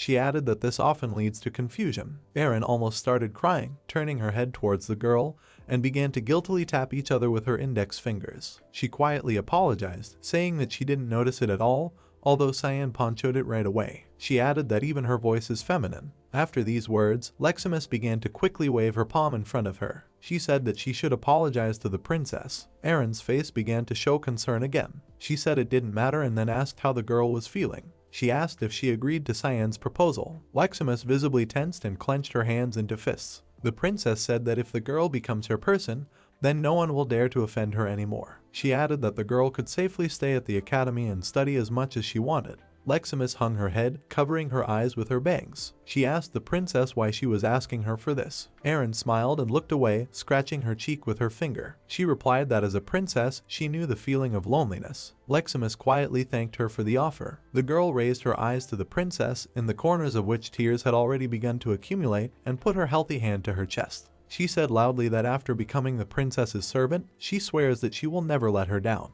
The girl thanked her loudly again. Leximus began to wipe away the tears with her finger, and Eren turned to look at the boy with a smile on her face. She said that Leximus did not need to thank her, since it was all Cyan. The princess quietly repeated his name, seeing that there was no one in the place where the boy stood a couple of moments ago. He went outside, leaving the academy dormitory building. He thought that his role here was over. He thought that Princess Eren would take care of the rest now. Thoughts of Barrett's bullying of Leximus flashed through his mind. He thought that there must be a reason for Leximus leaving Ushif Empire. He thought that if it were not for Barrett Lewis Mill, the girl would not have lost her magic. He thought that now it would have to become the first sword of the contingent to retain its power. Cyan thought that it must be difficult even for him to defeat her if something happened. He walked around the dormitory yard with his hand in his pocket. The boy thought that, however, at the moment he was not interested in this. He recalled how Sarika had given him a black card this morning. He thought that the order brought in the morning interested him much more. Cyan took out a black card from his pocket and gave it a sly look, a smile stretching across his face. The boy thought that this order would be his first job to cleanse the darkness. That's how this video ends. If you have sat through to the end, please don't forget to press the subscribe button and leave feedback. See you in the next video.